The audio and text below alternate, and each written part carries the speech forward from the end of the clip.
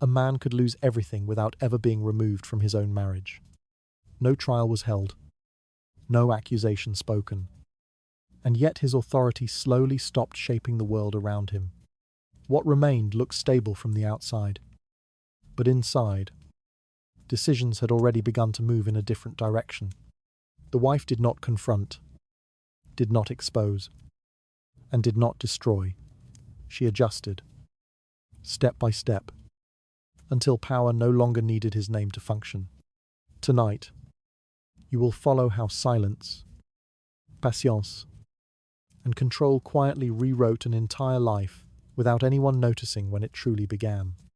So, before you feel comfortable, take a moment to like the video and subscribe to the channel, only if your heart truly wants to. If you do like it, leave a little comment letting me know what time it is, where you are. Now, dim the lights. Adjust the pillow to fit your head. Maybe turn on a fan to create a relaxing atmosphere. And let's begin this journey together tonight. If someone paused at the doorway of a Tudor home and watched without being noticed, what they would see first would not be love, but arrangement. Marriage was not a private bond formed by feeling. It was a decision shaped long before the couple themselves had any voice in it. Families discussed terms, measured advantages, and secured outcomes that would extend far beyond two individuals. What mattered was not affection, but stability.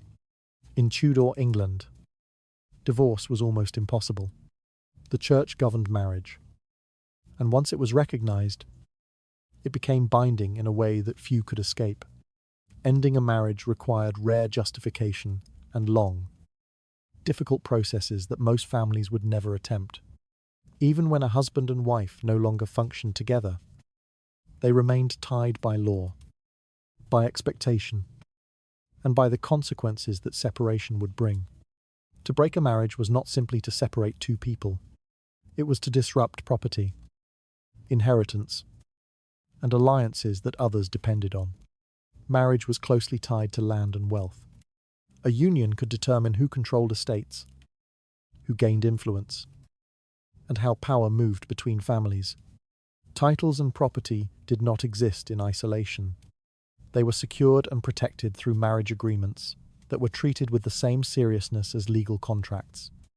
A wife entered not just a household, but a system of obligations that extended outward into wider networks of authority. Within that system, the wife appeared restricted. She did not hold public authority, and her actions were expected to reflect obedience and discipline. Her role was defined by expectation rather than choice. She was to maintain order, support the household, and preserve the family's reputation without drawing attention to herself. From the outside, her position seemed passive, but inside the home, her role was more complex. She oversaw daily operations in ways that were constant and necessary. She managed supplies, directed servants, and maintained routines that allowed the household to function. These responsibilities were not dramatic, but they were essential. Without them, the structure of the household would begin to weaken. It is difficult to ignore how a position described as powerless was quietly responsible for keeping everything in place. The husband, in contrast, held visible control. His authority was recognized in public. His decisions carried legal weight, and his presence defined the household's standing. He represented the family in external matters, and his actions shaped how others viewed the household. To observers, his role appeared dominant and unquestioned. Yet visible authority is not always the same as control that is effective. Much of what sustained the household did not pass through public decisions, but through repeated actions that happened each day without notice. These actions were managed internally, often without the need for formal acknowledgement. For families with limited means, marriage still followed the same pattern. Though with fewer formalities, it remained a structure of necessity. A woman relied on her husband for legal identity, while he relied on her labor to maintain daily life. Separation could mean losing shelter, income, or support. Remaining together was not always a preference, but it was often the only stable option available. In wealthier households, the consequences of marriage were even more significant. Land ownership, inheritance rights, and political alliances were all tied to the continuation of the marriage. A disruption could affect multiple families at once. Stability became more valuable than comfort, and appearance became more important than honesty. Daily life reflected this arrangement. Meals were structured, roles were observed, and behavior followed expectations that rarely changed. The husband's position was visible at the center, while the wife's presence was steady but controlled. Servants moved according to instructions that were understood rather than announced. Visitors saw order, but they did not see how that order was maintained. In a modern context, it would resemble a binding agreement that continues to operate even when the people inside it no longer function together. Discontent did not always appear as open conflict. It often emerged in smaller ways. A conversation avoided, a responsibility shifted, a decision made without consultation. These changes were subtle, but they carried meaning for those who understood how to read them. The wife, though limited by law, it was not unaware of these shifts. She observed patterns, noticed inconsistencies, and recognized when the actions of her husband began to affect the household's stability. She understood how quickly reputation could change, and how fragile alliances could become when confidence was lost. What she could not do was act openly. To challenge her husband directly would risk scandal. To attempt separation would risk everything that had been secured through the marriage. Any response had to remain within the structure that confined her. It had to move without attracting attention.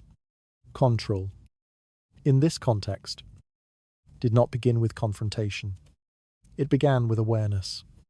Power in these households did not rely on force, but on the ability to wait, observe, and act without being seen. A marriage that could not be broken created a different kind of tension.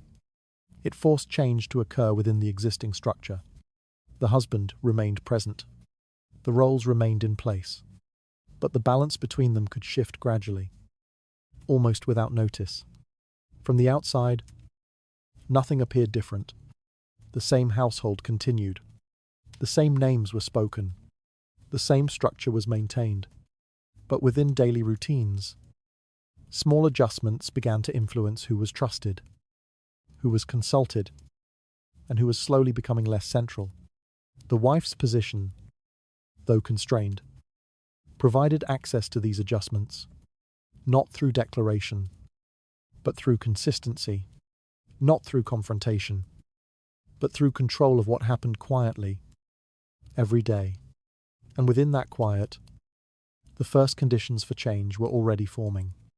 A marriage that could not be undone became something that had to be managed from within. What appeared to be a limitation concealed a position that allowed constant observation and quiet influence. And within that quiet influence, there was already a way to change who truly held control without ever breaking the bond. The wife's authority did not begin with action. It began with recognition. Once a marriage was acknowledged by the church, its position became fixed in a way that could not easily be questioned. She was not temporary, and she was not optional. Her role was written into the structure of the household, supported by law, and reinforced by expectation. This recognition gave her a form of presence that others could not replicate. A husband's attention could move, favor could shift, but her status remained. It was not based on preference. It was based on legitimacy. That difference created a quiet stability that did not depend on changing circumstances. Within that stability, her influence extended into areas that appeared practical rather than powerful. She was connected to the movement of property, especially what she brought into the marriage. Dowries were not simple gifts. They were structured contributions, often tied to agreements that protected their use and defined their limits. Land, money, and goods entered the household through her. and their presence could not be entirely separated from her position. It is easy to dismiss these arrangements as formalities, yet they quietly determined who could act without consequence and who could not. The husband could control the estate in name, but not every decision was without restriction.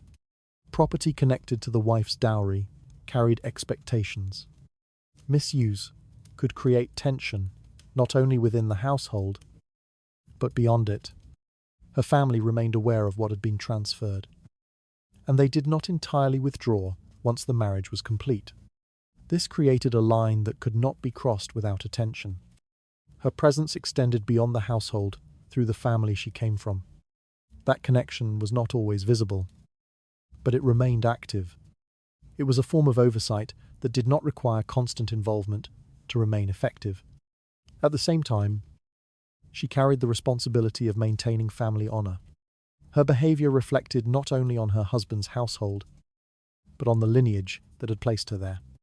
This expectation shaped how she moved, how she spoke, and how she responded to situations that might otherwise invite reaction. Her restraint was not weakness. It was a requirement tied to reputation. Reputation itself functioned as a form of control. A household that appeared stable maintained its position.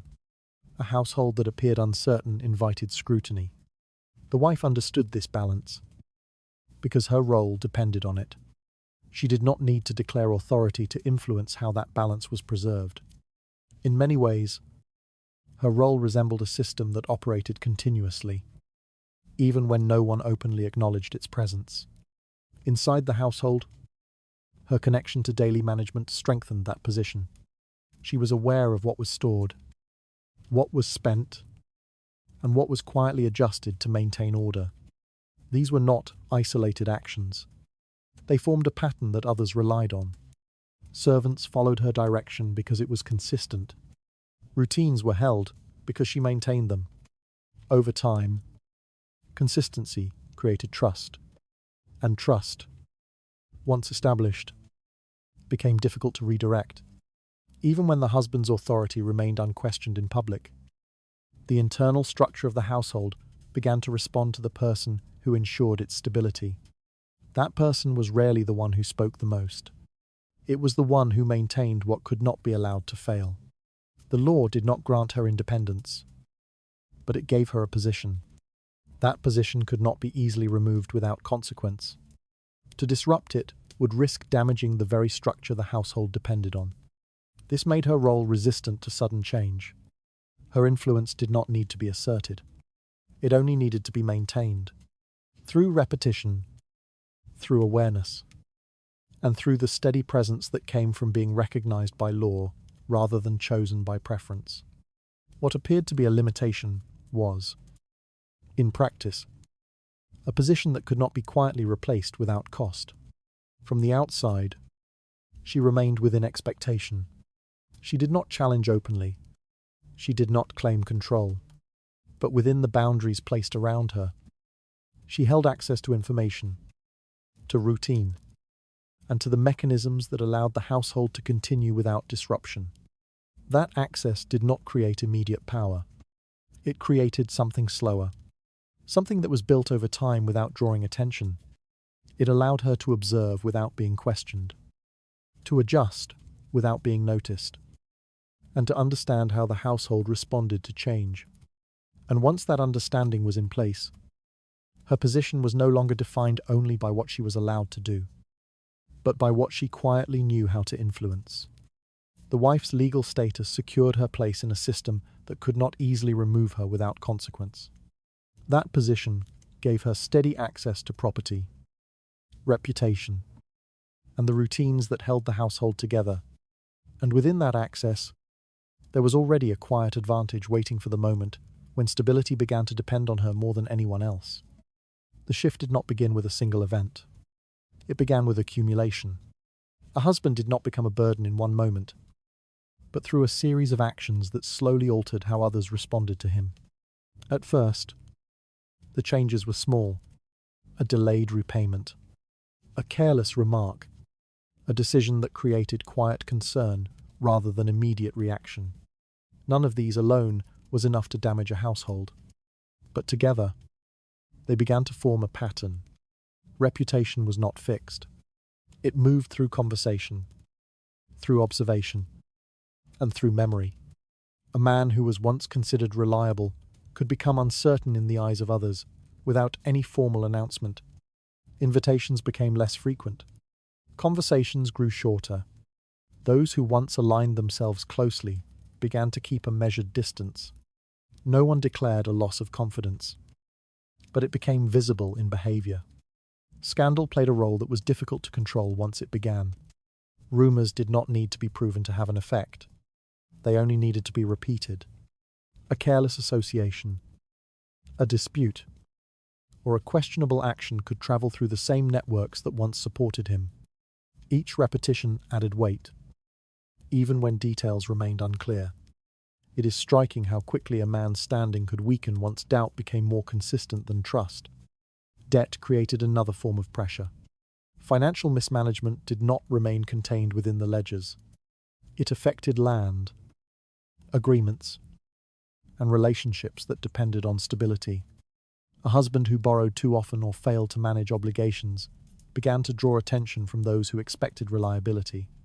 Credit depended on confidence, and confidence could be withdrawn without warning. Legal mistakes carried similar consequences. A poorly handled agreement or a dispute that escalated beyond control could expose weaknesses that others had not previously considered. Once those weaknesses became visible, they were difficult to ignore. The household's position no longer appeared secure, even if nothing had formally changed. These issues did not remain isolated. They began to connect. Debt made the reputation fragile. Reputation made alliances uncertain. Uncertainty made every action more closely observed. The husband remained in place, but the way others responded to him began to shift. At the same time, personal behavior introduced another layer of instability. Relationships outside the marriage were not unusual, but they carried risks when they became visible or poorly managed. A mistress was not simply a private matter. She could become a point of tension, especially if her presence disrupted existing expectations. Her influence depended on attention, and attention was not stable. What began as a preference could become a distraction. What began as indulgence could become liability. Those observing from the outside did not always react to the relationship itself, but to what it suggested about judgment and control. In many ways, the affair mattered less than what it revealed about the man's ability to manage himself. Within the household, these changes did not go unnoticed. Servants observed patterns. Visitors adjusted their behavior. The atmosphere shifted in ways that were difficult to describe, but easy to feel. Conversations became more cautious. Movements became more deliberate. The structure remained, but its stability began to weaken. The wife, positioned within this environment, did not need to search for signs. They were present in daily life. She could see when accounts became strained, when names were spoken with hesitation, and when the rhythm of the household began to change. These were not isolated incidents. They formed a consistent picture. What made the situation more complex was that none of it required immediate action. The husband still held his title. His authority was still recognized. No formal declaration had been made. Yet the foundation beneath that authority was no longer steady. This created a condition that was difficult to address directly. To confront him openly would risk drawing attention to the instability. To ignore it would allow the situation to continue. The response had to move carefully, without increasing what was already beginning to circulate. A man did not need to lose his position to become ineffective. He only needed to lose the confidence that once supported it. From the outside, the household still appeared intact. The same names were used. The same roles were maintained. But within that structure, the balance had already begun to shift. Authority remained in place, but its effect was no longer consistent. The husband, still present at the center, was no longer the same point of certainty he had once been. His decisions carried less assurance. His presence created less alignment. Others began to adapt, not through instruction, but through observation. And in that adjustment, the conditions for change became clearer. A husband did not become a burden through a single failure, but through a pattern that slowly weakened how others responded to him. As reputation, finance, and behavior began to shift, the structure around him adjusted without needing formal acknowledgement. Within that quiet adjustment, there was already space for someone else to begin holding the stability he could no longer maintain. Nothing needed to be announced for a man's position to begin fading. There was no courtroom, no formal accusation, and no clear moment when his authority was taken away. The structure of the marriage remained intact, and from the outside, nothing appeared broken. Yet within the household, a different process had already begun. His name still stood at the center. Documents continued to carry his authority. Visitors still addressed him with the same recognition as before. But recognition, once separated from confidence, no longer carried the same effect. What remained was appearance, not influence. The shift did not happen through confrontation. It moved through small changes that did not require explanation. A decision made elsewhere. A conversation held without him. A matter was resolved before he was informed. Each change was minor, but repetition gave it weight. Over time, these adjustments altered how the household functioned. It is almost unsettling how a position can remain in place while its meaning quietly disappears. He continued to move through the same rooms, speak to the same people, and sit at the same table. Nothing in his routine appeared different, yet the responses he received began to change. Servants hesitated before acting on his instructions. Messages were delayed or redirected. Information reached him later than before, sometimes after decisions had already been made. No one declared that his authority had weakened. There was no moment of acknowledgement. Instead, the household adapted around him. Those who depended on stability began to respond to the person who provided it most consistently.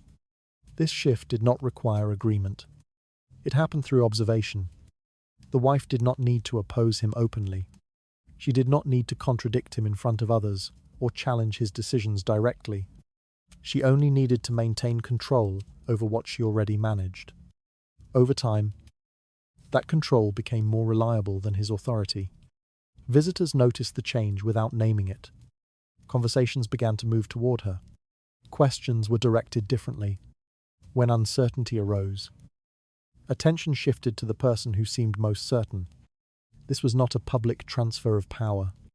It was a practical adjustment made by those who relied on the household's stability. In a modern setting, it would feel like a leader who still holds the title, while everyone quietly waits for someone else to decide. The absence of conflict made the process difficult to detect. There were no raised voices, no visible disputes, and no open disagreements. The marriage continued, and the roles remained formally unchanged. This absence of disruption allowed the shift to continue without resistance. Publicly, the husband remained central. Privately, his role became less necessary. He was present, but not essential.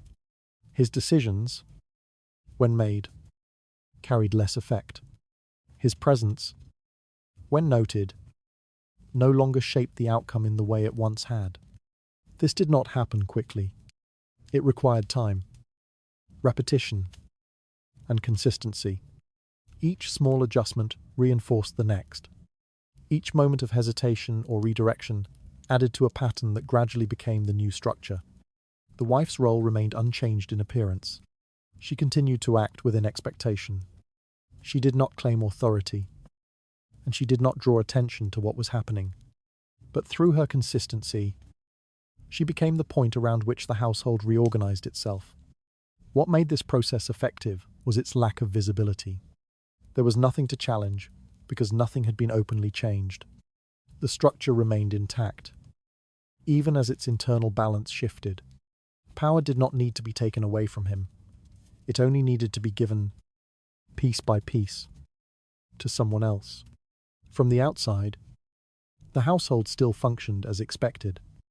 The same names were spoken, the same roles were acknowledged. But within the daily movement of decisions, our response and actions, the center had already begun to move. The husband, still standing within that structure, was no longer the point that held it together. He remained where he had always been. But what surrounded him no longer depended on him in the same way. And because nothing had been declared, nothing could be clearly resisted. A man did not need to be removed to lose his place. He only needed to remain while everything around him changed. The absence of conflict allowed the shift to continue without interruption or recognition. In that quiet process, a position could remain visible while becoming functionally irrelevant. The first changes rarely appeared in conversation. They appeared in accounts. Money moved through the household every day. But not all movement was visible at once. Supplies were ordered. Wages were paid. Repairs were arranged. And debts were managed in ways that required constant attention. Whoever understood these movements held more than information. They held direction. The wife was already positioned within this system. She did not need to take control suddenly, because she had never been entirely separate from it. She knew what was stored, what was owed, and what could be adjusted without drawing attention. These details were not discussed openly, but they were repeated often enough to become familiar. Keys were not symbolic. They were practical. The keys to storage rooms, chests, and locked spaces determined what could be accessed and when. To hold them was to decide what remained available and what was delayed. Access, once controlled, changed how the household responded to requests. It is almost unnoticed how something as simple as a key can decide who can act and who must wait. The husband, while recognized as the head of the household, did not always manage these details directly. His authority allowed him to command, but command required execution.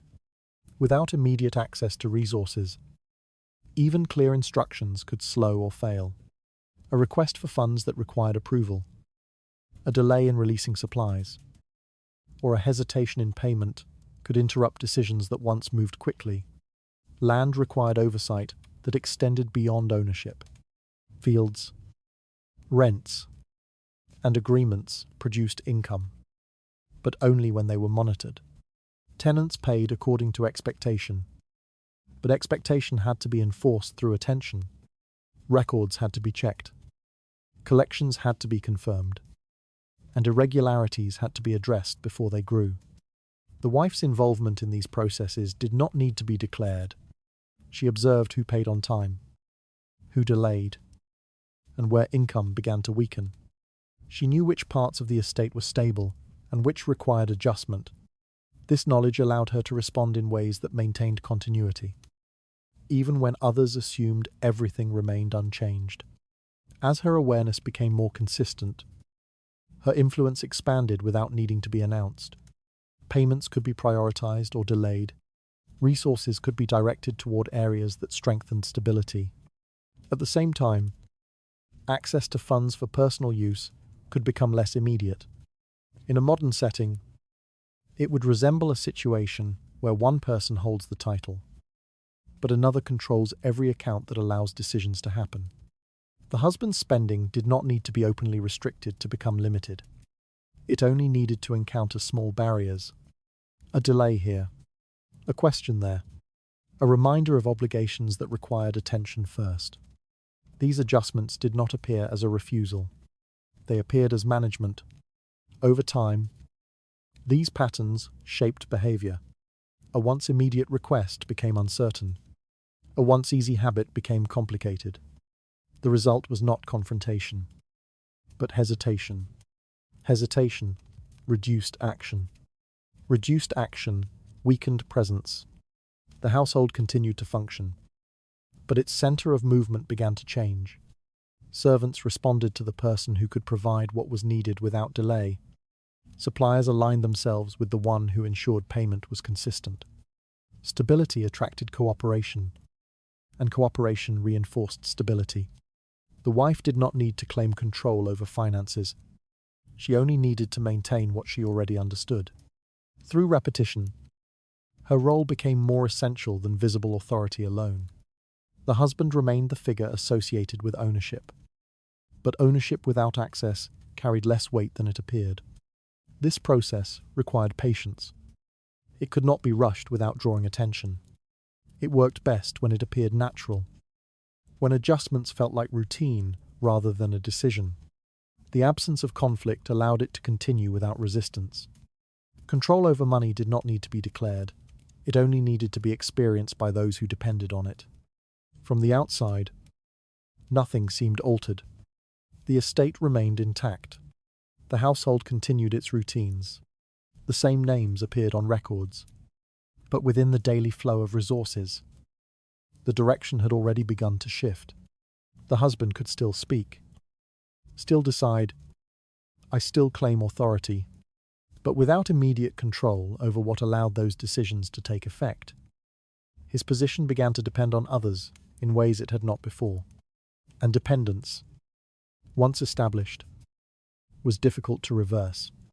Financial control did not remove a man's authority at once, but it quietly reshaped how that authority functioned. As access to money, land, and resources became more carefully managed, the balance within the household began to change. Through that gradual shift, the ability to act moved away from the title and toward the person who controlled what made action possible. Connections between noble families extended far beyond the walls of any single household. Marriage did not create a closed unit. It created a link within a larger structure that remained active long after the ceremony ended. Every alliance carried expectations, and every expectation carried a form of quiet observation. A wife entered that structure with more than her presence. She carried the weight of her family's position, their reputation, and their continued awareness of what happened after she left their home. This awareness did not disappear over time. It remained, even when unspoken, shaping how others responded to changes within her marriage. Her relatives did not need to be physically present to influence events. Information moved through steady channels. Letters arrived with polite language, but careful intent. Visitors asked questions that seemed routine but carried purpose. Conversations extended just long enough to signal attention without creating discomfort. It is often overlooked how a household is never truly private when it is connected to others who have an interest in its stability. When a husband's behavior began to weaken confidence, that network did not react immediately. It was observed first.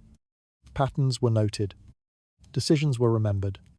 Repetition gave meaning to what might otherwise be dismissed as isolated incidents. Over time, concern became more consistent than reassurance. A brother might visit more frequently, not to confront, but to observe. An uncle might request clarification about matters that had once been assumed secure. These actions did not interrupt the household directly. They created a presence that was difficult to ignore. Pressure in this context did not arrive as demand. It appeared as a tension that did not fade. A husband who understood his position would recognize that his actions were no longer contained within his own household. They were being measured elsewhere, by people who had both interest and influence. The wife did not need to instruct her family to act. Her position alone was enough to draw their focus when instability appeared. The connection between households ensured that any shift affecting her would also concern those who had arranged the marriage and depended on its success. At the same time, those who had once aligned themselves closely with the husband began to adjust their behavior. Support did not disappear suddenly. It became less immediate. Responses took longer. Agreements required more reassurance. These were not open signs of withdrawal, but they changed how influence moved. In a modern setting, it would resemble a network that continues to exist, but no longer responds with the same certainty when called upon. A parallel center of stability began to form through the wife's connections. Those who sought consistency could turn toward her family, toward individuals who remained steady and predictable. This did not replace the husband's authority directly, It created an alternative path that others could follow when uncertainty increased. Isolation did not require exclusion. It required redirection. Conversations shifted location. Decisions were discussed in different rooms, with different participants. The husband remained present, but not always involved. His absence from these moments was not announced. It simply became more frequent. Over time, this redirection changed how the network functioned. Alliances that had once depended on him began to operate with less reliance on his involvement. Agreements continued, but they were shaped elsewhere before reaching him. His role became less central, even as his title remained unchanged. The wife's influence in this process remained indirect. She did not need to claim authority or create visible opposition. Her connection to her family, combined with their steady attention, allowed adjustments to occur without confrontation. Stability moved toward where it was maintained most consistently.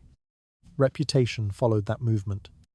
Those observing from outside the household began to recognize where reliability remained. Their behavior adjusted accordingly.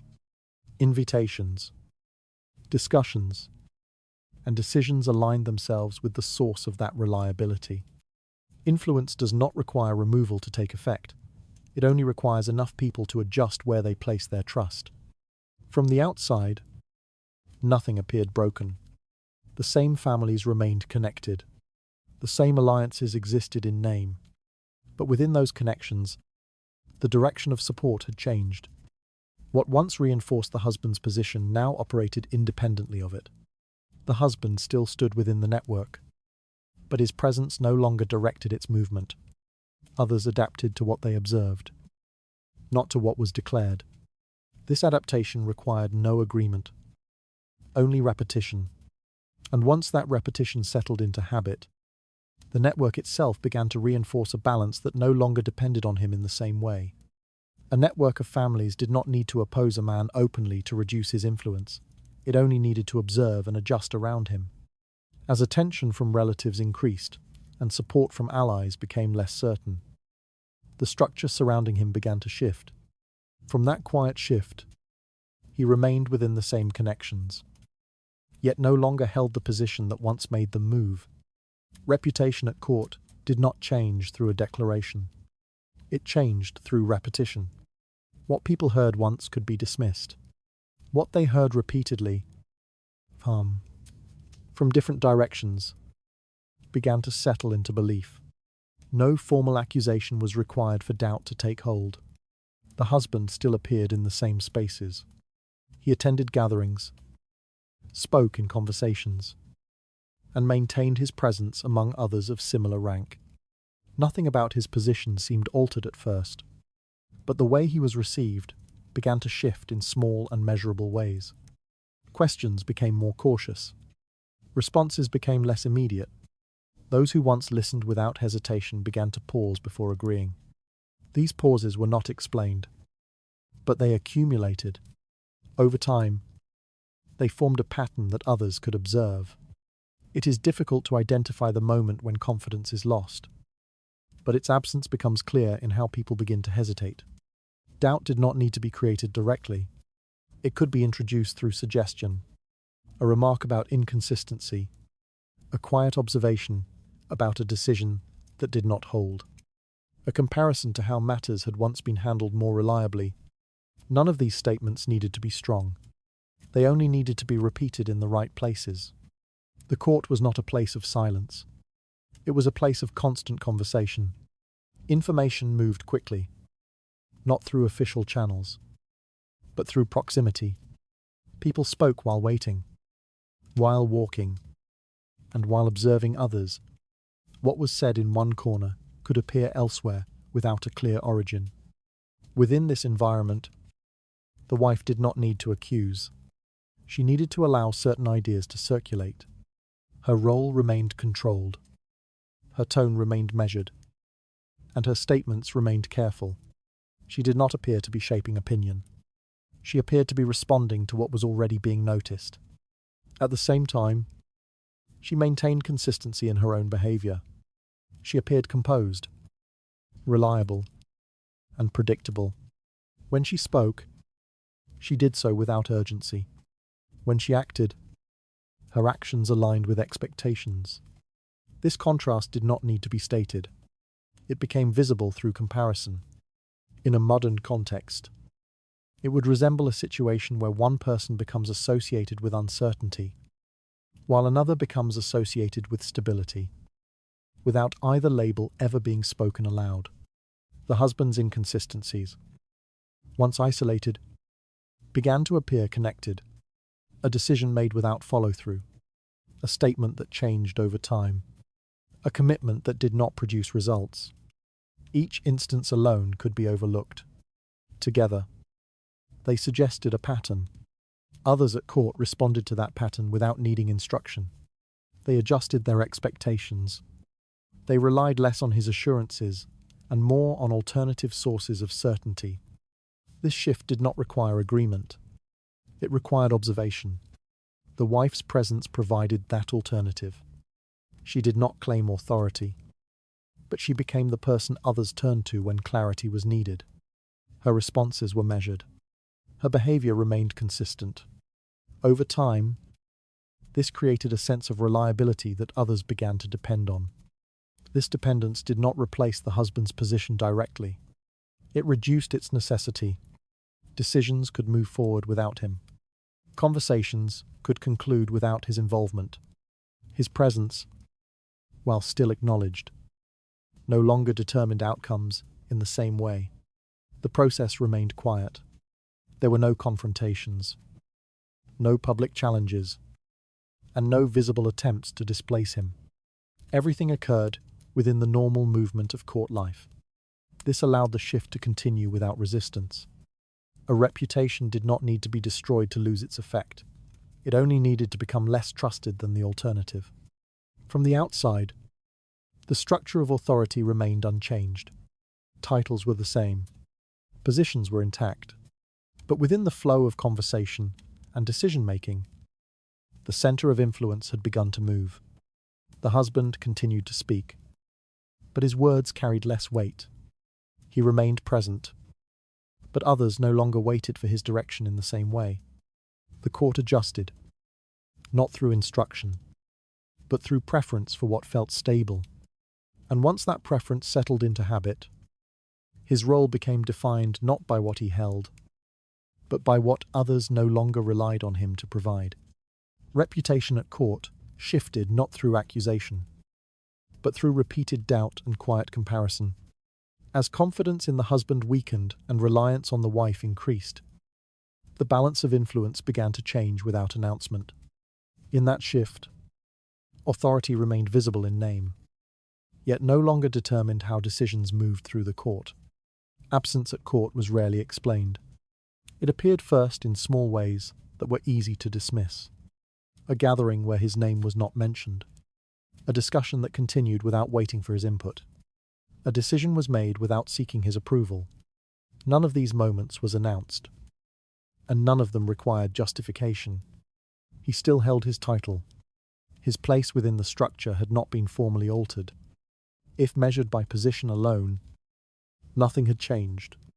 Yet the way others moved around him began to reveal something different. Invitations had once arrived regularly, carried by messengers who knew his household well. Now they came less often.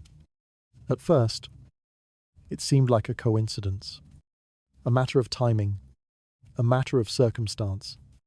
But the pattern became harder to ignore. It is not the first absence that matters, but the moment it becomes a pattern that no one explains. Those who organized gatherings did not exclude him openly. They simply adjusted the list. New names appeared. Others remained constant. His name appeared less frequently. Then occasionally. Then not at all. Each omission was small enough to avoid attention.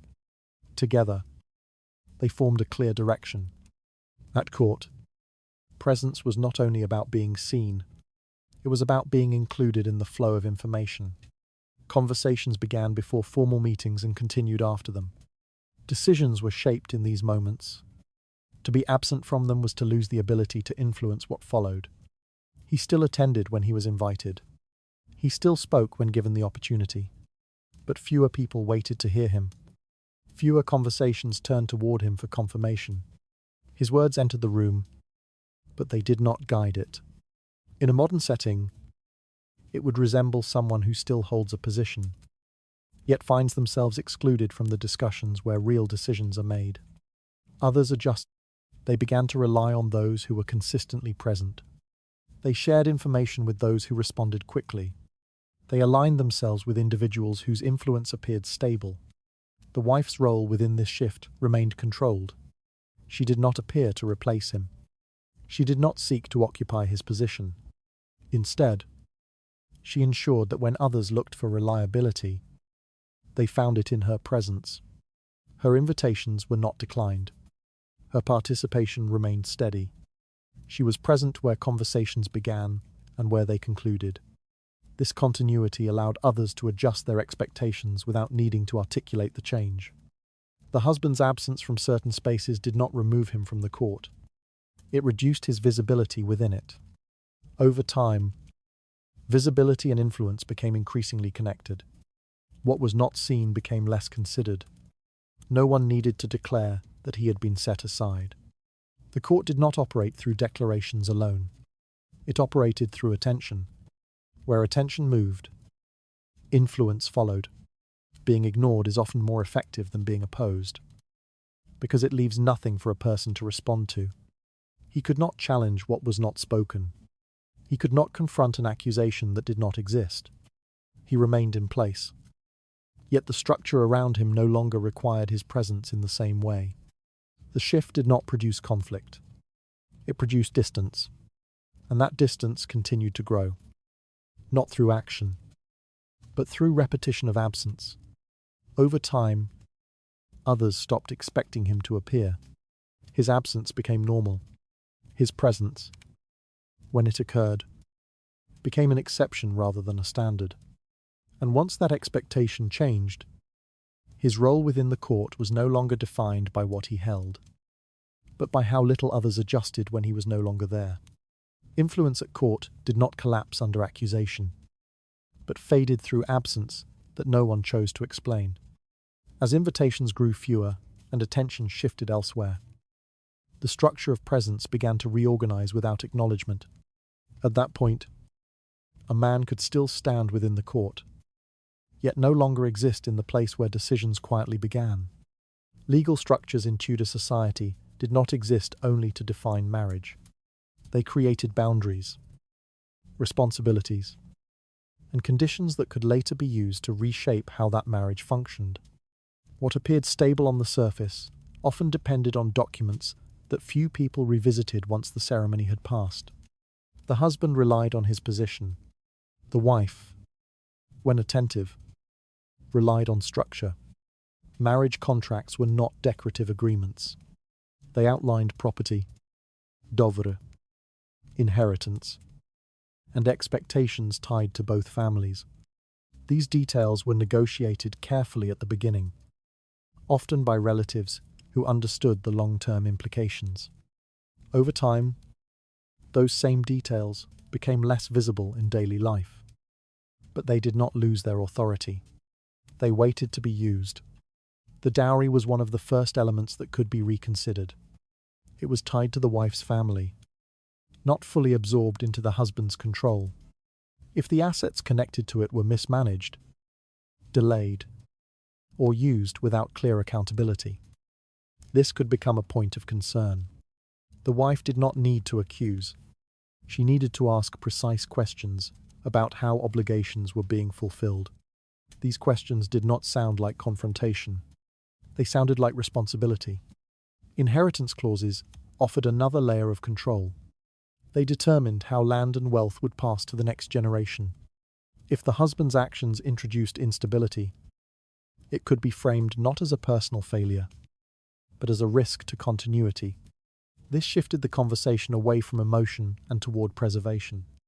It is rarely the strongest voice that changes a legal outcome, but the one that understands where the document leaves room to act. Legal pressure did not always require a courtroom. It could begin with a review, a consultation, a quiet examination of terms that had been ignored. Each step introduced a form of accountability that the husband could not easily dismiss. He was not being removed. He was being measured. This measurement changed behavior. Decisions that were once made quickly now require explanation. Spending requires justification. Agreements needed to align with existing conditions. The freedom associated with his position became limited by expectations that had always existed but had not been enforced. In a modern sense, it would resemble someone still holding authority on paper, but finding that every action must now pass through layers of review they do not control. The wife's position in this process remained steady. She did not present herself as opposing him.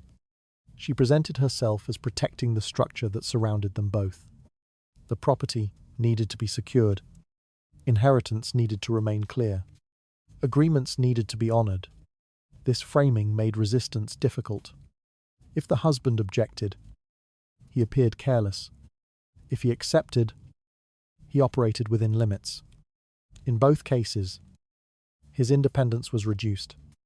Legal disputes could also be introduced without escalation. A disagreement over land boundaries. A question regarding the allocation of funds. A clarification of rights tied to specific properties. Each issue, on its own, seemed minor.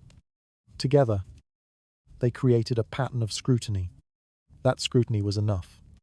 Advisors became involved. Documents were revisited. Terms were interpreted with greater attention. The husband's decisions no longer stood alone. They were observed, reviewed, and, when necessary, corrected. Control does not always end in a single moment. It can be reduced step by step until very little remains. Others at court noticed this shift. They recognized where stability was being maintained.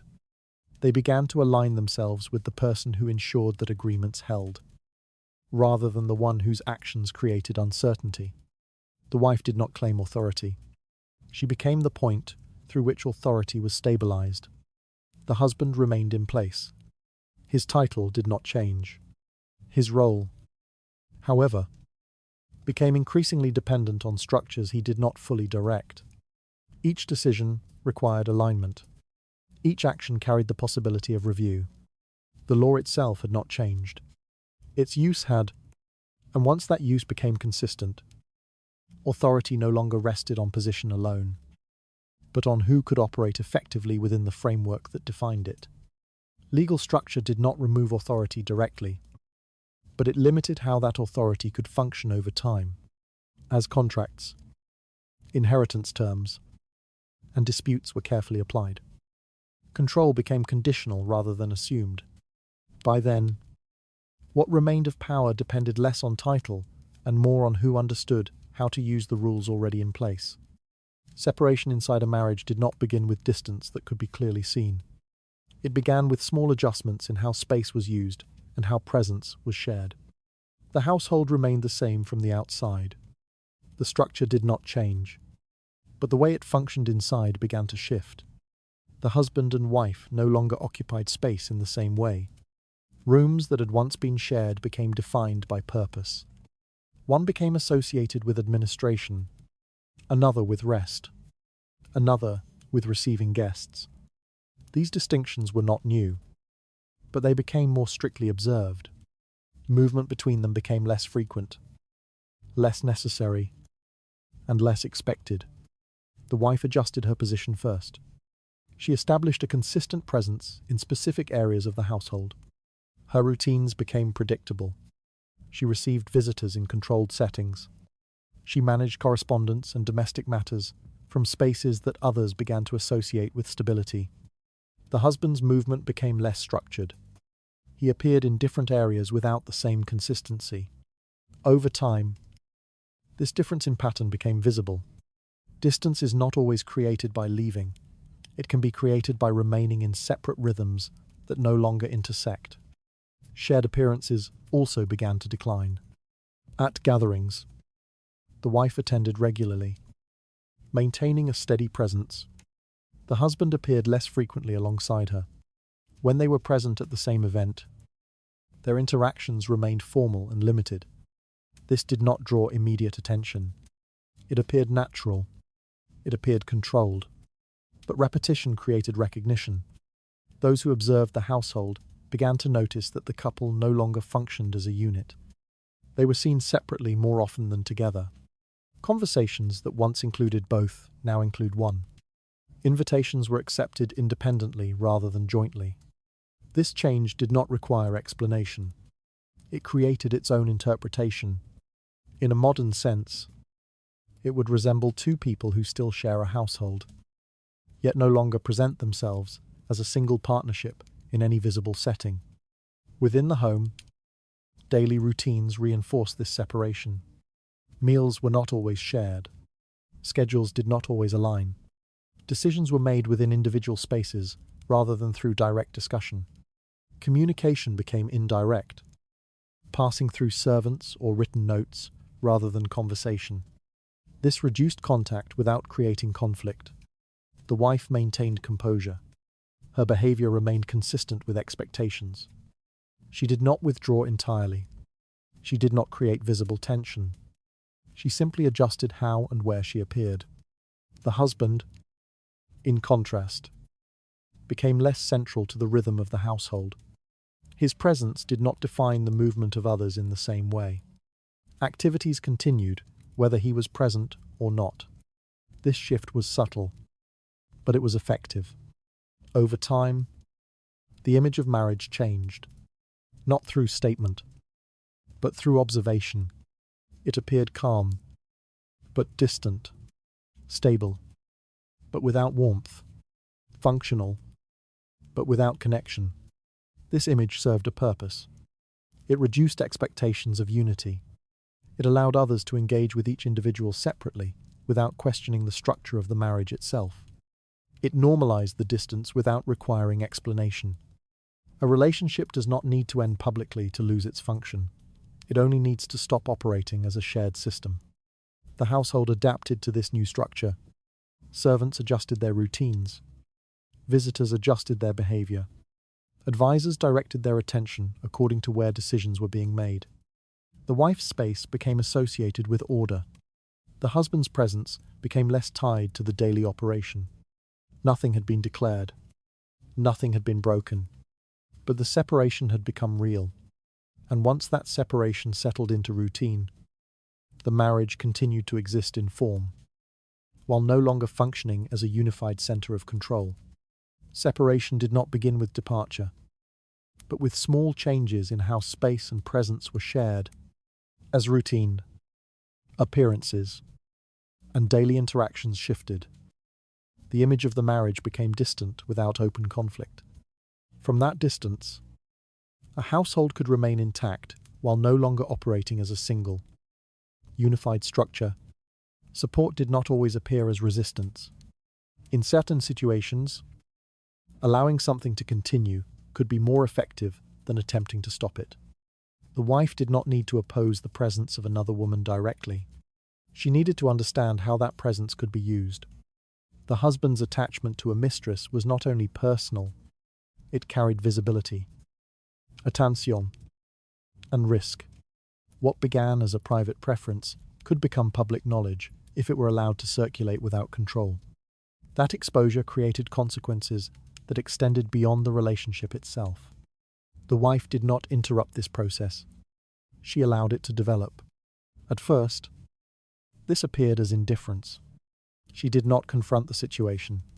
She did not demand change. Her reaction remained measured, almost absent. This absence of reaction reduced immediate tension, but it also removed any pressure that might have forced the husband to act more carefully. He became less cautious. The mistress, in turn, became more visible.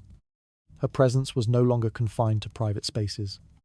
She appeared in social circles, in conversation, and in the attention of others. What might have remained discreet began to attract notice. Allowing a mistake to grow can be more effective than attempting to prevent it too early. The wife's role remained controlled. She did not introduce the mistress. She did not defend herself openly, but she did not obstruct her access either. This lack of obstruction allowed the relationship to expand beyond its original limits. As it expanded, it carried consequences. Court observers did not focus only on the existence of the relationship. They focused on how it was managed. Discretion was expected. When discretion weakened, judgment followed. The husband's involvement became less a private matter and more a reflection of his judgment. This shift redirected attention. Responsibility began to move away from the wife and toward the husband. The situation was no longer framed as something done to her. It became something he had chosen to display. This distinction mattered. It changed how others interpreted the imbalance. In a modern context, it would resemble a situation where public behavior shifts responsibility entirely onto the person who refuses to control it. The mistress's growing presence also introduced instability. Her position depended on favor, not structure. As she became more visible, she also became more vulnerable to scrutiny. Her behavior, her background, and her influence were examined more closely. This scrutiny did not remain contained. It extended back to the husband. His choices were questioned. His priorities appeared uncertain. His ability to maintain order within his own household became less convincing. These observations did not require formal accusation. They emerged naturally from what was visible. The wife did not need to guide this process directly. She remained consistent in her own behavior. She maintained composure. She upheld expectations. This contrast became increasingly clear as the situation developed. The more visible the relationship became, the more stable she appeared in comparison. Over time, the husband's position weakened, not through removal, but through association. His decisions became linked to disorder. His judgment became associated with risk. This perception influenced how others engaged with him. They relied on him less. The wife's position, by contrast, became more defined. She represented continuity. She represented control. She did not need to assert authority. Others recognized where stability remained. Reputation is not only shaped by what a person does, but by what others are allowed to see them tolerate. The process did not require confrontation. It required patience. The relationship was allowed to continue until its effects became clear. Once those effects were visible, the shift in perception occurred without intervention. The husband remained present. The mistress remained present. The structure of the household did not collapse, but the balance within it changed. The wife did not remove either of them. She changed how they were seen. And once that perception settled, influence moved away from the person whose actions created instability, toward the one who maintained order without needing to speak.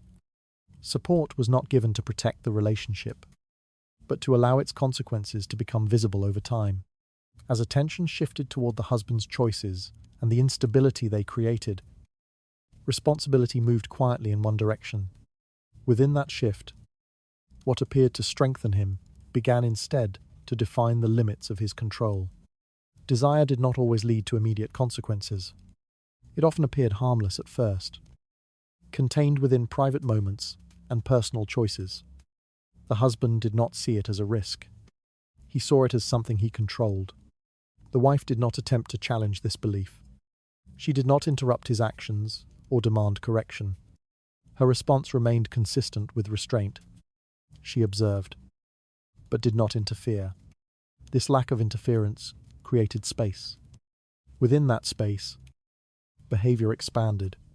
What had once been limited became more frequent. What had once been hidden became less carefully managed.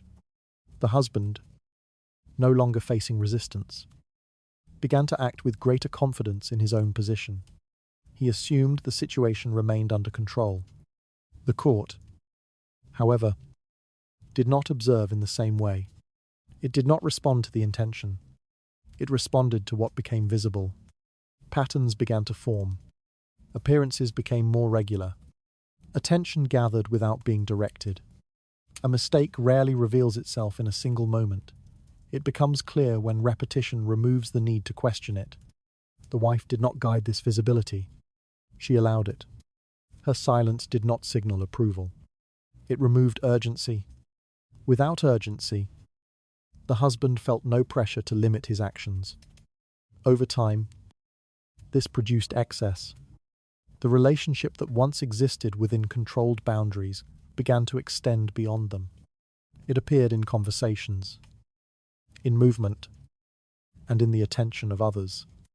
Discretion weakened. With that weakness came observation. Observation led to interpretation. Those who watched did not need to accuse. They compared. They measured behavior against expectation. They noticed an inconsistency. They recognized an imbalance. These conclusions formed quietly, but they did not remain private. They circulated. In a modern sense, it would resemble a situation where repeated public behavior removes any doubt, leaving others to form conclusions without needing confirmation.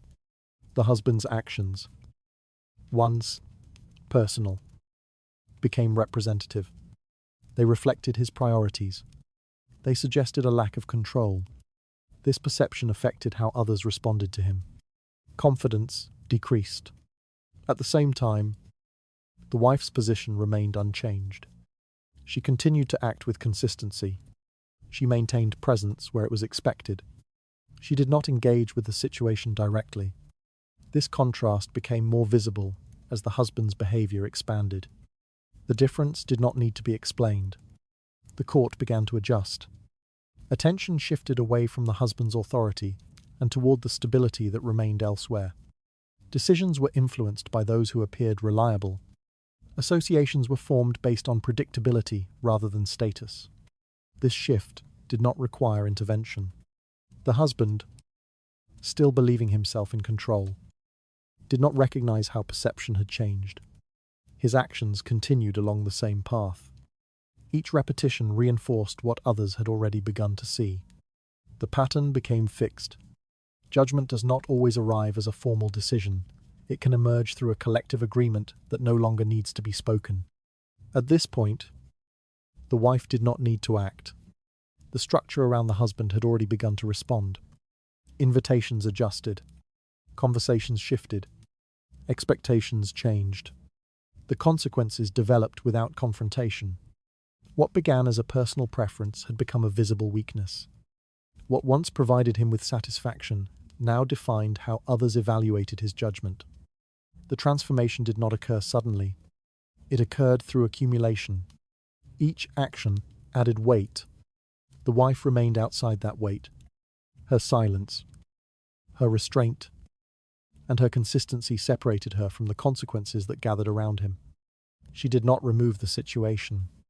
She allowed it to reach its own limit. And once that limit was reached, the court no longer needed to decide. It had already adjusted. Desire did not trap the husband in a single moment, but through repeated actions that became impossible to ignore. As his behavior grew more visible and less controlled, the court formed its judgment without needing to declare it. In that quiet conclusion, what he believed he managed began to define the boundaries he could no longer escape. Religious life in Tudor society was not separate from the social order. It defined expectations, shaped judgment, and influenced how individuals were evaluated in both private and public settings. Devotion was not only a matter of belief, it was also a visible measure of discipline and stability. The wife understood this connection. She did not need to declare moral superiority. She needed to demonstrate consistency within a structure that others already respected.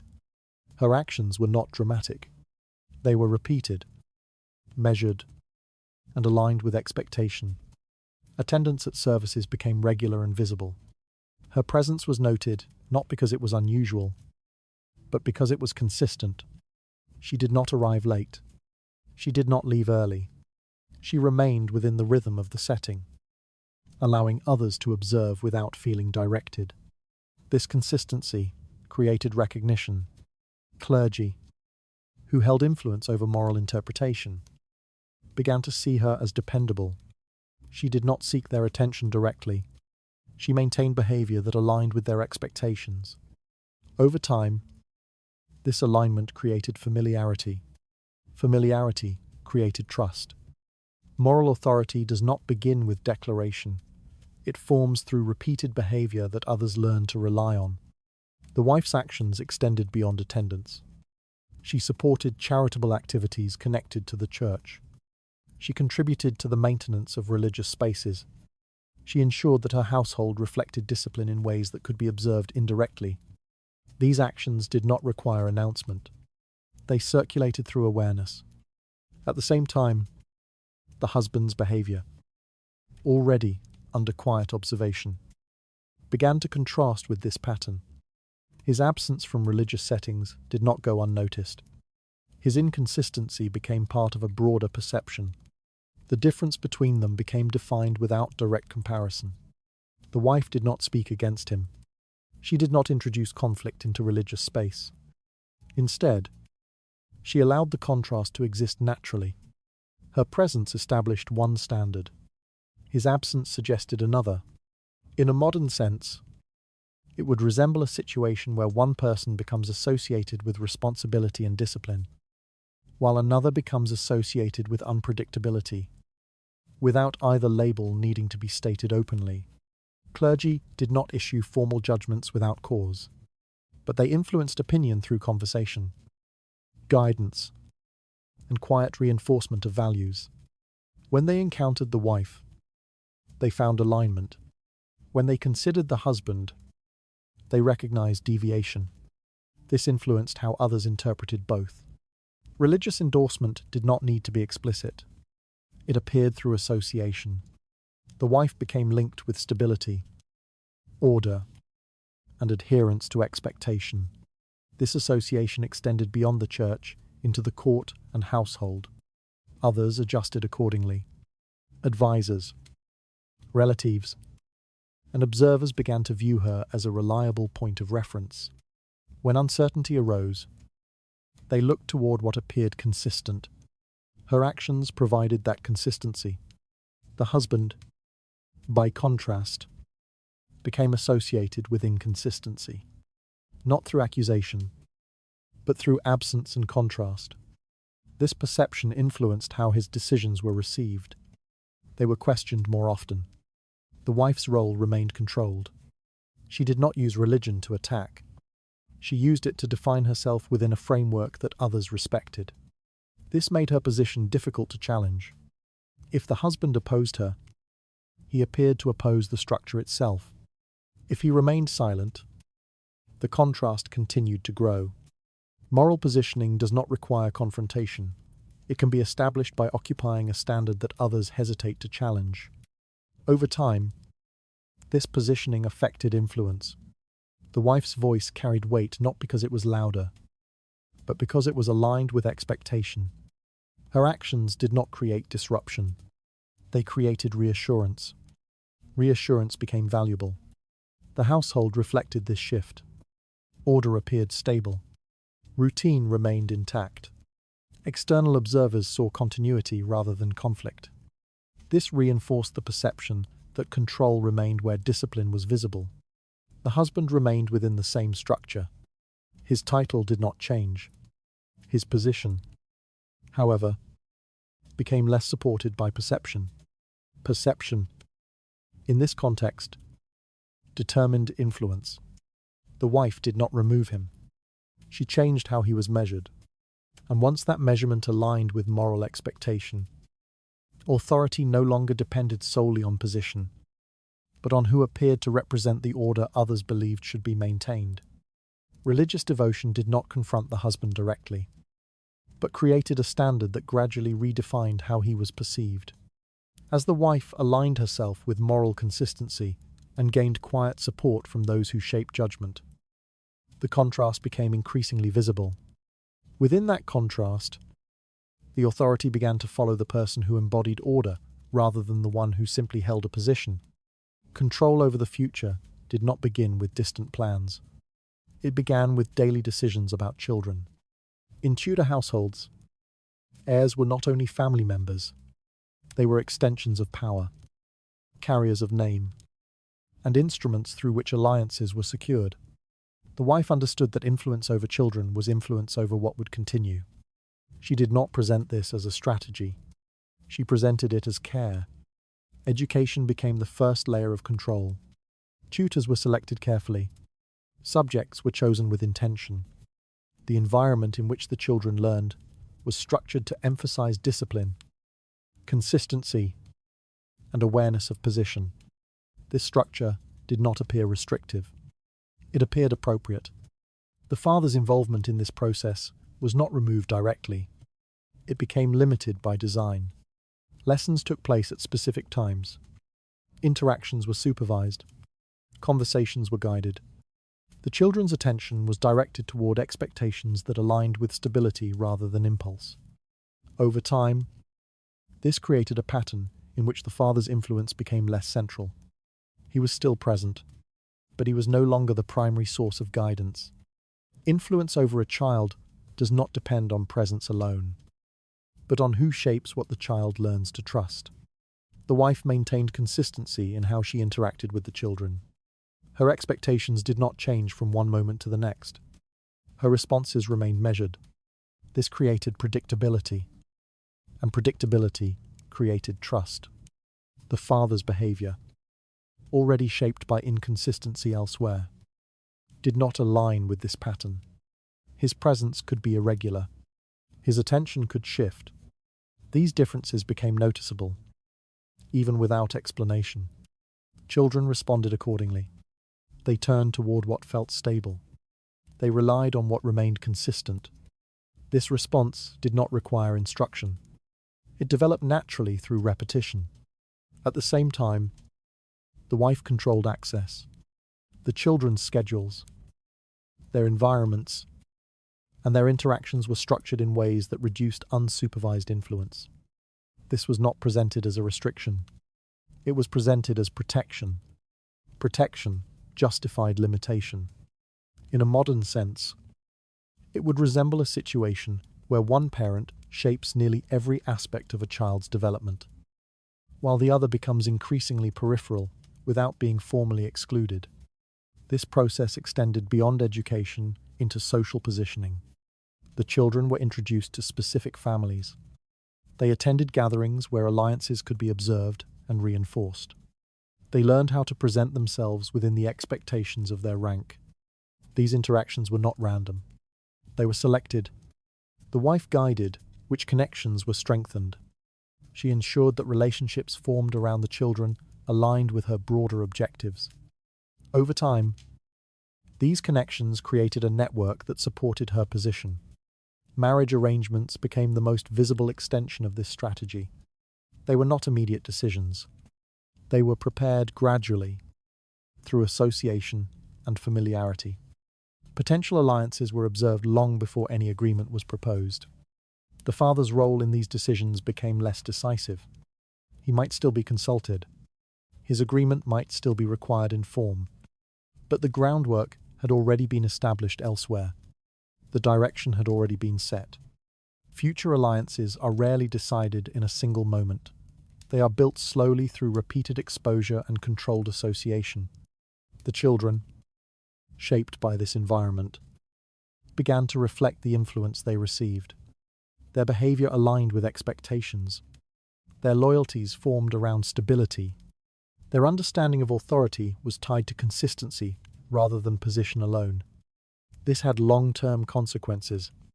As they grew, their support naturally aligned with the parent who had guided them. This alignment did not require reinforcement. It had already been established through years of structured interaction. The father's position within the family changed quietly. He remained a figure of authority in name, but his influence over the next generation became limited. Decisions that would shape the future did not depend on him in the same way. The household adjusted to this reality. Advisors and relatives recognized where continuity was being maintained. They engaged with the person who ensured that the next generation would remain aligned with existing structures. This recognition strengthened the wife's position without requiring a declaration. The process remained controlled. It did not create conflict. It created direction. Power over the future does not always come from command. It often comes from shaping who will carry that future forward. The wife did not remove the father from the family. She reduced his influence over what the family would become. She ensured that the future moved in a direction that remained stable, predictable, and aligned with her control. And once that direction was established, authority extended beyond the present. It continued through the children, through their choices, and through the alliances they carried into the next stage. The father remained part of the structure, but the future no longer depended on him. Control over children did not create immediate change, but it shaped the direction of everything that would follow. As education, influence, and alliances were carefully managed, the next generation aligned with one source of stability. Within that alignment, the future of the family began to move in a way that no longer required the father's guidance. Distance within politics did not require separation in name. It required separation in alignment. The wife did not need to oppose her husband directly to reduce his influence. She needed to ensure that her position was not tied to his decisions. She began by withdrawing from participation. This withdrawal was not visible as a refusal. It appeared as a restraint. When decisions were discussed, she did not immediately support or reject them. She listened. She observed. She allowed others to speak first. This created space between her position and his without creating conflict. Her silence had structure. She did not attend every discussion where his authority was expected to be reinforced. She did not appear in moments where agreement would have been assumed. Her absence in those spaces did not attract attention at first. It appeared natural. It appeared unremarkable. Over time, it became consistent. Distance does not need to be declared. It becomes real when alignment is no longer assumed. The husband continued to act within his role. He made decisions, formed connections, and engaged with others as before. But the expectation that his wife supported these actions began to weaken.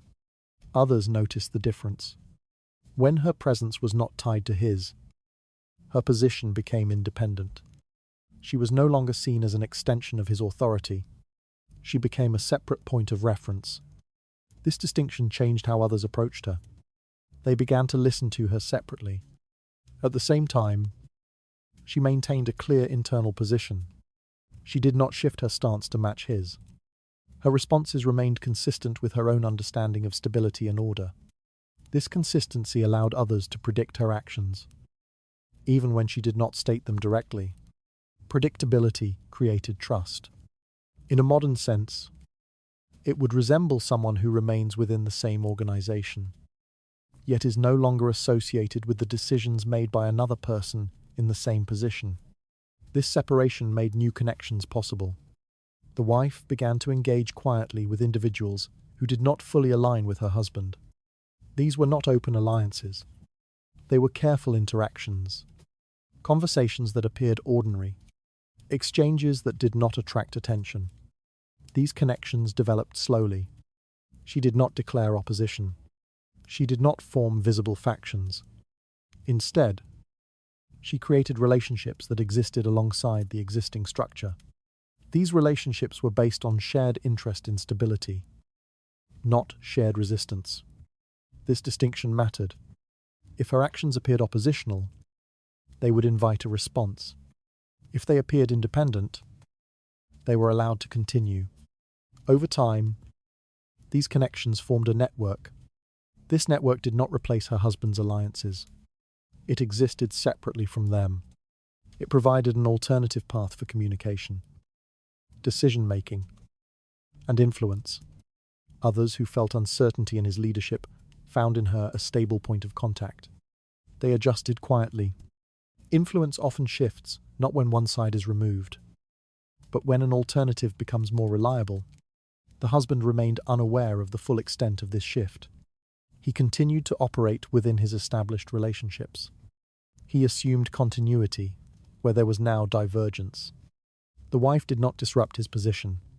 She allowed it to continue, while ensuring that her own position developed independently. This independence affected how decisions were made. Matters that required stability began to pass through her network. Conversations that needed careful handling were directed toward her. She did not claim authority over these processes. She became the person others chose to involve. Choice replaced obligation. As this pattern repeated, the structure of influence began to change. The husband's decisions still existed, but they were no longer the only path. Alternatives had formed, and those alternatives were used more frequently. The distance between them became functional. They remained within the same environment. They shared the same household, the same title, and the same outward structure, but their political positions no longer aligned. This misalignment did not create conflict. It created separation. Separation within power does not always appear as opposition. It can exist as parallel movement that no longer intersects. Others recognized this separation and adjusted their behavior. They did not need to choose sides openly.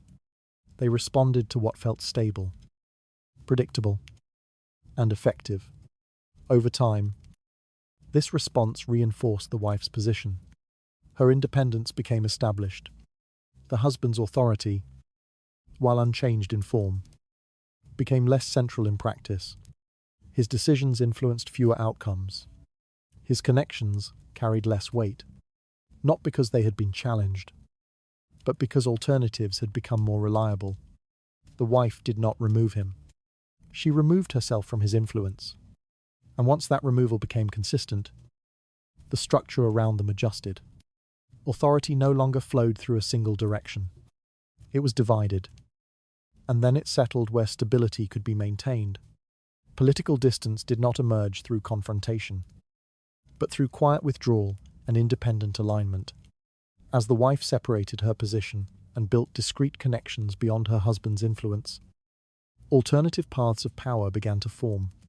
In that separation, authority continued to exist in name, yet no longer moved through the same hands. Authority did not always shift through removal. It could shift while everything appeared to remain in place. The husband still held his title. He still occupied the same position within the household and the court. Nothing had been formally taken from him. Yet the direction of movement had changed. People no longer approached him first. This change did not happen suddenly. It developed through repeated adjustments in behavior. When questions arose, they were directed elsewhere. When clarification was needed, others chose a different source. These choices were not announced. They were made quietly, and then repeated. Over time, repetition created a pattern. The wife did not claim this position. She did not present herself as a replacement. She remained consistent in her actions, her responses, and her presence. She answered when asked. She acted when necessary. She maintained control without appearing to reach for it. Others responded to that consistency. Authority does not need to be declared when others begin to seek it without being instructed. The court, like the household, operated through habit. Once a habit formed, it did not require explanation. Those who needed direction began to approach the person who provided clear and stable responses. The wife became that person. Her space within the court grew more active. Conversations began in her presence. Matters were introduced to her before they were carried elsewhere. She did not redirect these interactions. She accepted them. And in doing so, she allowed the pattern to continue. The husband's role remained visible. He attended. He listened. And he spoke when addressed. But fewer matters were brought to him first. His involvement became secondary rather than central. This shift did not remove him. It repositioned him. In a modern sense, it would resemble someone who still holds a formal title, yet finds that decisions are consistently routed through another person before reaching them. Decision-making followed the same pattern. Matters that required resolution began to pass through the wife's hands. She did not announce authority over them. She reviewed, considered, and responded in ways that others found reliable. Reliability created dependence. Those who sought outcomes began to understand where to go. They adjusted their behavior accordingly. They brought information directly to her. They sought her view before forming their own. This did not require instruction. It developed through experience. The husband observed these changes, but there was no clear point to challenge. No moment where authority had been taken from him directly. No action could be named as a cause. Everything appeared to continue as before, but it did not function as before. Control often shifts, not when power is removed, but when it begins to pass consistently through another set of hands.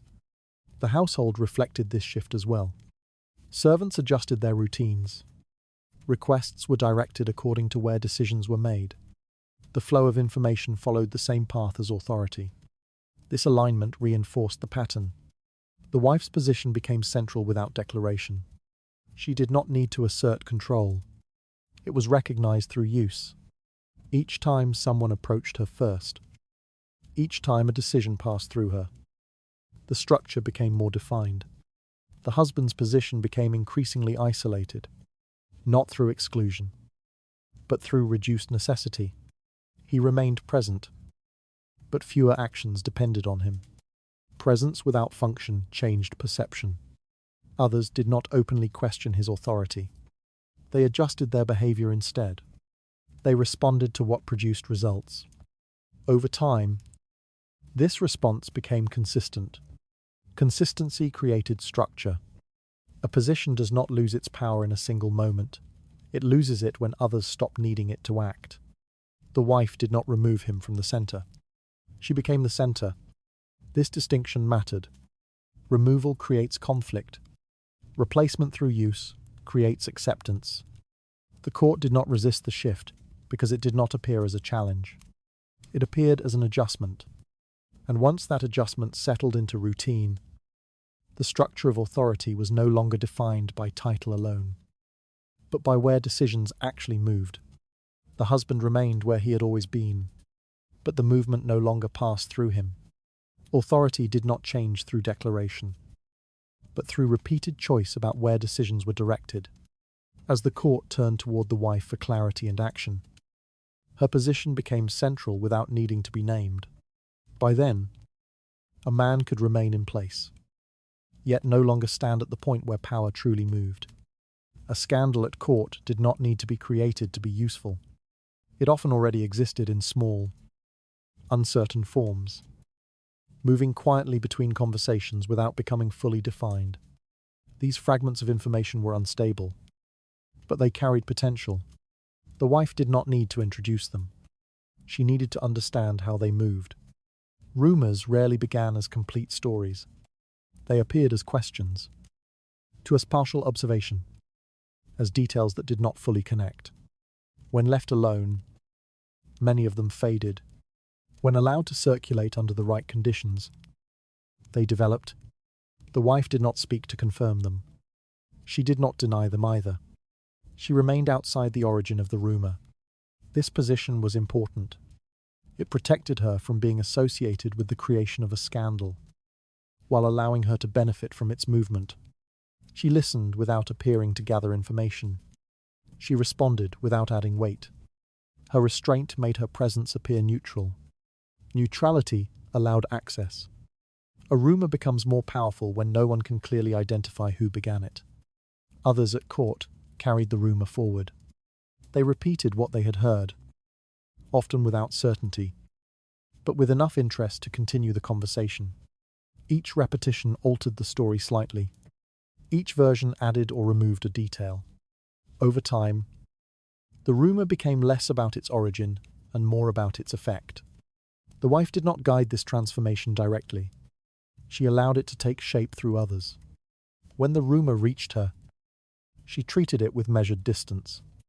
She did not amplify it. She did not dismiss it. She allowed it to exist without interference. This gave it space to grow.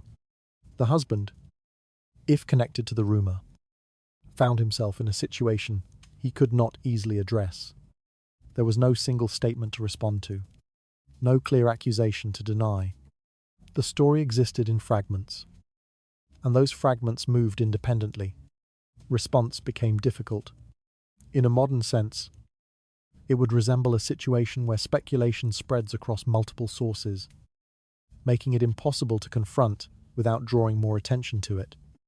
As the rumor circulated, it began to shape perception. People adjusted their expectations. They interpreted actions through the lens of what they had heard. Even uncertainty could influence behavior if it was repeated often enough. The wife's role remained controlled. She did not appear to take advantage of the situation. She continued her routine. She maintained consistency in her actions. This contrast separated her from the instability surrounding the rumor. Others noticed the difference. The husband's position became associated with uncertainty, not because of confirmed information, but because of repeated suggestions. This suggestion did not need to be proven. It only needed to exist within conversation. Conversation was enough. At the same time, the wife remained aligned with stability. She did not engage in visible conflict. She did not attempt to correct the narrative. Her distance from the rumor reinforced her position as someone unaffected by it. This distinction mattered. Reputation can be shaped not only by what is said about a person, but by how others behave in response to what is said. Over time, the rumor influenced decisions. People became cautious. They adjusted how they interacted with the husband. They limited association. They observed more carefully. These adjustments were small, but they accumulated. The wife did not instruct these changes. They developed naturally. Her position benefited from this process. As uncertainty grew around the husband, others sought reliability elsewhere. They turned toward the person who remained consistent. This shift did not require acknowledgement. It followed behavior. Behavior created a pattern. The wife remained outside the origin, outside the spread, and outside the visible effect of the rumor. Yet she benefited from all three. This allowed her to maintain control without appearing to act. Control without visibility reduced resistance. The husband, by contrast, could not easily reposition himself. Any attempt to respond risked reinforcing the rumor. Silence did not remove it. Action did not resolve it. The situation existed beyond direct control. This imbalance defined the outcome. Power does not always require creating instability. It can come from allowing existing instability to reach its natural conclusion. The wife did not produce the scandal. She allowed it to move. And as it moved, it reshaped perception, altered behavior, and redirected influence without requiring her to speak or act in ways that could be traced. Scandal did not need to be created to have an effect. It only needed to be allowed to circulate without interference. As rumors spread and uncertainty shaped perception, the husband's position weakened without confrontation. At that stage, influence had already begun to move toward the one who remained untouched by what others could not clearly define. An agreement did not always require words. In many households, especially those shaped by status and expectation, understanding could form without being declared. The marriage remained visible, intact in form, and unchanged in title. Yet inside it, a different arrangement could begin to take shape. This arrangement did not appear suddenly. It developed through repeated adjustments that neither side chose to oppose. The husband and wife no longer attempted to control the same areas. Their responsibilities began to separate, not through conflict, but through quiet acceptance. One handled certain matters, the other stepped back from them. This division was not announced, but it became consistent. Consistency created recognition. Control over property was often the first area where this shift became clear. Land, income, and financial decisions began to follow separate paths. The wife managed specific estates or resources. The husband focused on others. These divisions reduced friction while also redefining authority. Neither side needed to justify the change. An agreement becomes real not when it is spoken, but when both sides begin to act as if it already exists. This separation of control allowed the household to function without constant tension. Decisions could be made without negotiation at every step. Each person operated within a defined space, and those spaces rarely overlapped. The absence of overlap reduced conflict. At the same time, physical separation reinforced this arrangement. The husband and wife no longer shared daily routines. Their movements within the household became independent. They occupied different rooms, followed different schedules, and interacted less frequently. This was not presented as distance. It was presented as an order. The appearance of the marriage remained unchanged. Publicly, they continued to be recognized as a unified pair. They attended the necessary events. They maintained formal interaction when required. Nothing about their external image suggested disruption. This image served a purpose. In a modern sense, it would resemble two individuals maintaining a formal partnership in public, while privately operating as separate lives with minimal overlap. Maintaining this appearance protected both sides. It avoided a scandal. It preserved alliances. It ensured that the household continued to be viewed as stable.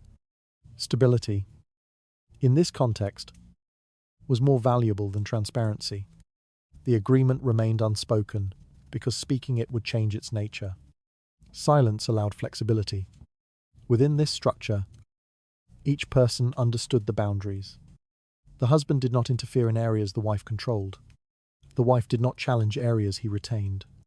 This mutual restraint prevented escalation. It allowed the arrangement to continue without disruption. Over time, this restraint became a habit. Others within the household adjusted to these boundaries. Servants understood where to direct requests. Advisors recognized which matters belonged to which person. This clarity reduced confusion and reinforced the separation. The structure became efficient. A silent agreement often holds more stability than a spoken one, because it leaves nothing that can be directly challenged.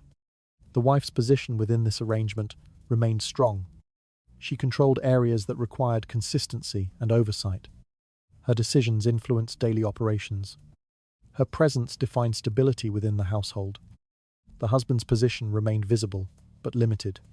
He retained authority in name and in specific areas, but his influence no longer extended across the entire structure. His role became contained. Containment replaced control. This did not remove him from the marriage. It redefined his place within it. He remained part of the system, but not at its center. His actions no longer shaped every outcome. They existed alongside other sources of authority. The agreement allowed this to happen without conflict.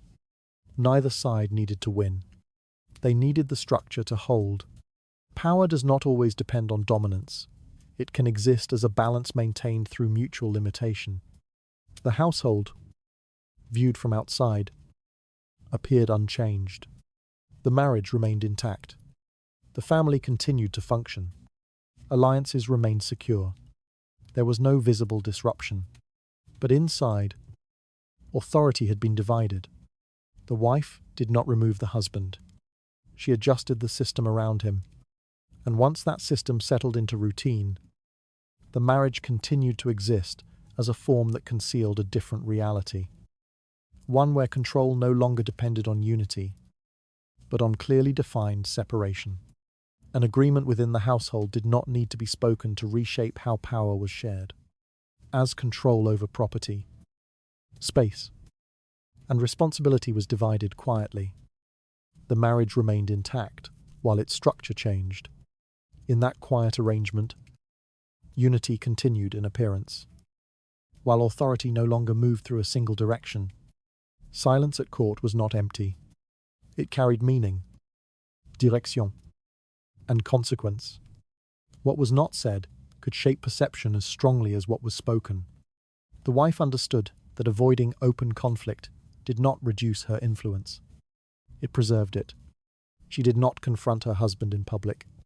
There were no visible arguments, no raised voices, no attempts to correct him before others.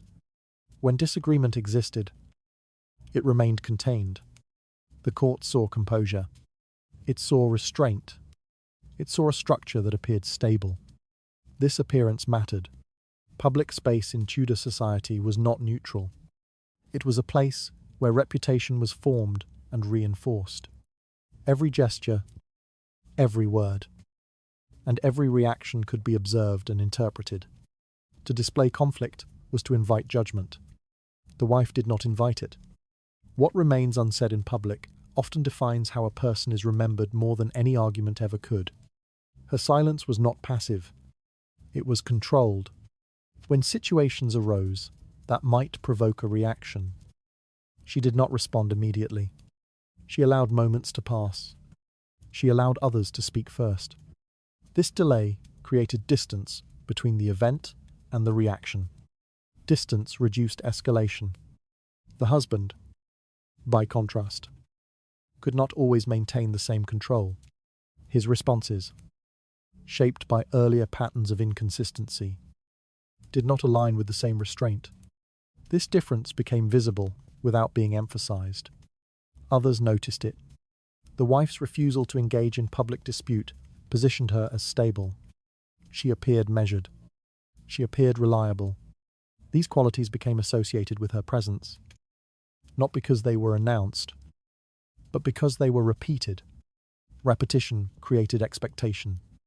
In a modern sense, it would resemble someone who never reacts in public conflict, allowing others to appear unstable by comparison without needing to say a word.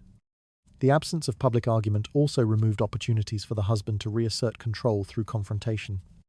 Without conflict, there was nothing to win. Without opposition, there was nothing to overcome. This limited his ability to change perception. The wife maintained a consistent external image. She attended events. She fulfilled expected roles. She interacted with others in ways that aligned with social norms. Nothing about her behavior suggested disorder. This consistency reinforced her position. At the same time, private realities did not need to be exposed. The separation within the marriage, the shifts in authority, and the quiet adjustments remained unseen. The court responded only to what it could observe. And what was observed was stability. Stability in appearance can outweigh instability in reality when judgment is based only on what is visible. Others adjusted their behavior accordingly. They approached the wife with confidence. They relied on her responses. They associated her presence with order. These associations strengthened her influence without requiring assertion. The husband's position continued to change, not through challenge, but through comparison. His actions, when visible, were measured against her restraint. This comparison did not require explanation. It created its own conclusion. The absence of public conflict also protected the household from scandal. Without visible tension, there was no clear narrative for others to follow. Rumors, if they existed, lacked confirmation. This prevented escalation. Containment preserved control. The wife did not need to defend her position openly.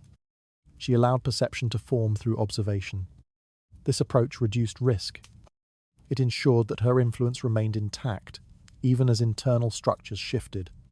Control is often strongest when it does not need to be demonstrated in front of others. Over time, silence became part of her identity. It was expected. It was trusted. It signaled discipline and awareness of context. Others learned to interpret it not as absence, but as presence held in reserve. The husband remained visible within the same space. He continued to participate, to speak, and to act. But his actions existed alongside a standard he did not fully match. This standard influenced how others responded to him.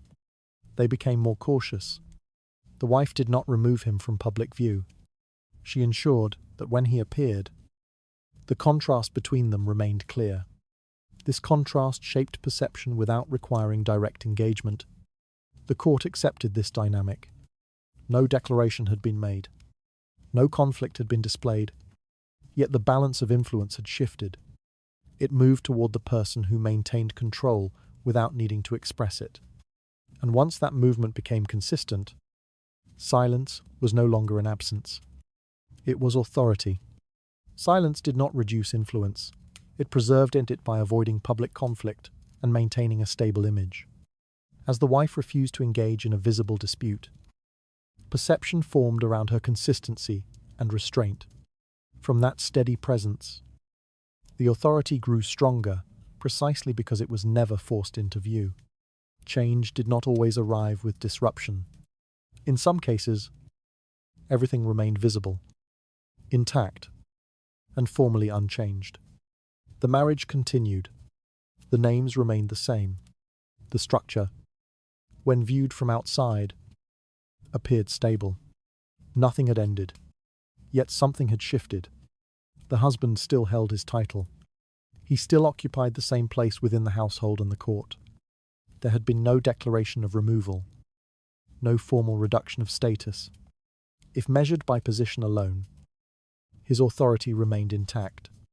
But authority was no longer measured only by position. It was measured by function. Daily decisions no longer depended on him in the same way. Conversations no longer paused for his approval. Actions no longer waited for his direction. These changes were not announced. They were repeated quietly until they became routine.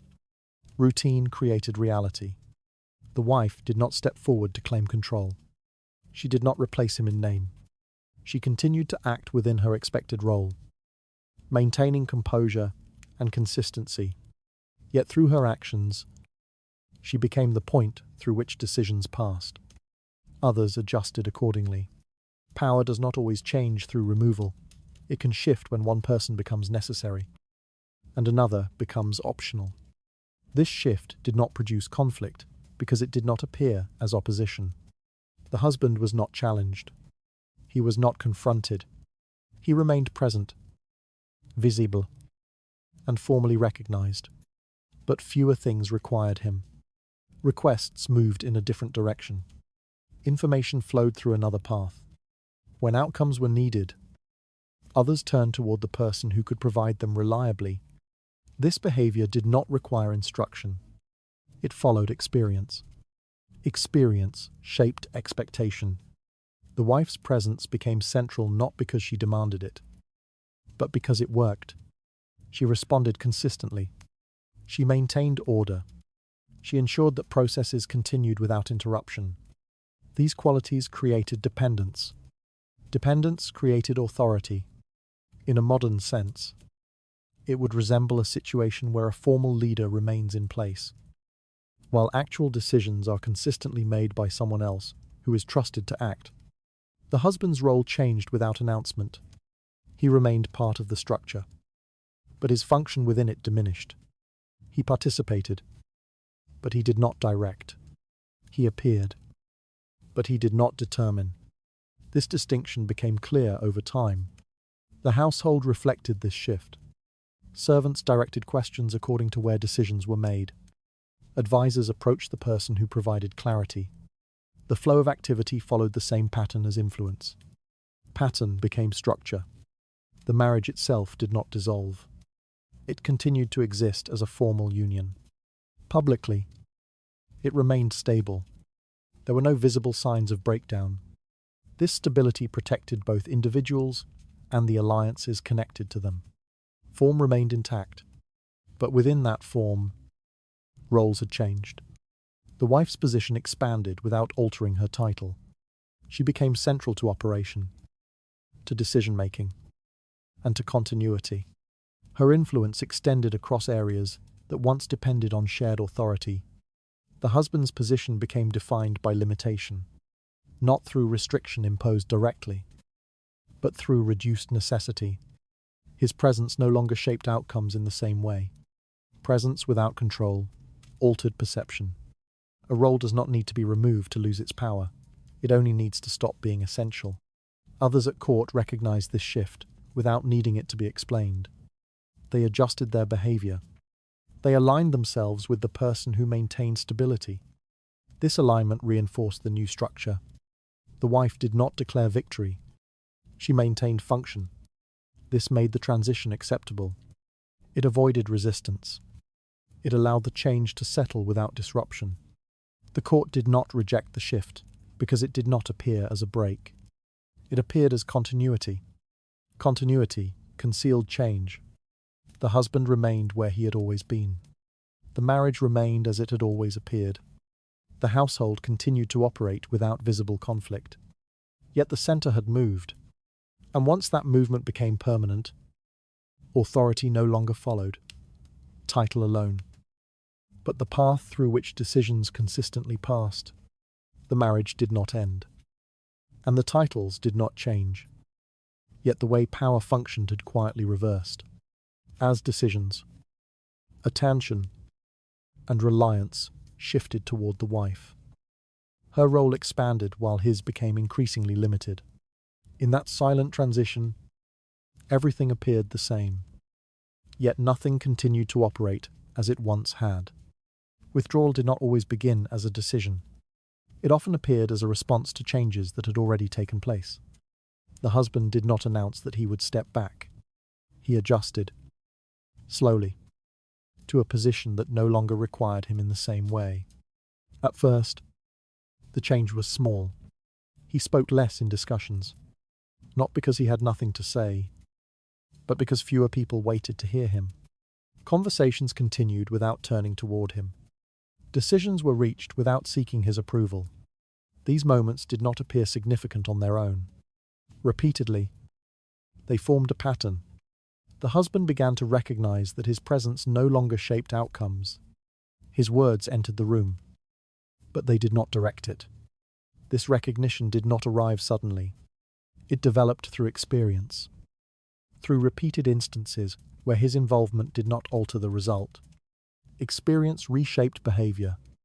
A person does not always lose power because it is taken. Sometimes it fades when they realize it no longer changes anything.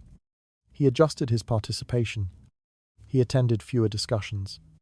He contributed less often. He allowed others to lead conversations that he once would have directed. This reduction did not create conflict. It reduced visibility. Reduced visibility led to reduced expectations. At the same time, his influence within the household followed the same pattern. Decisions regarding property, alliance, and daily operation moved through other hands.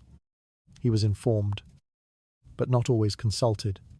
He was present, but not central. This shift extended into routine. Meals were no longer coordinated around his presence. Schedules did not adjust to accommodate him. Activities continued, whether he participated or not.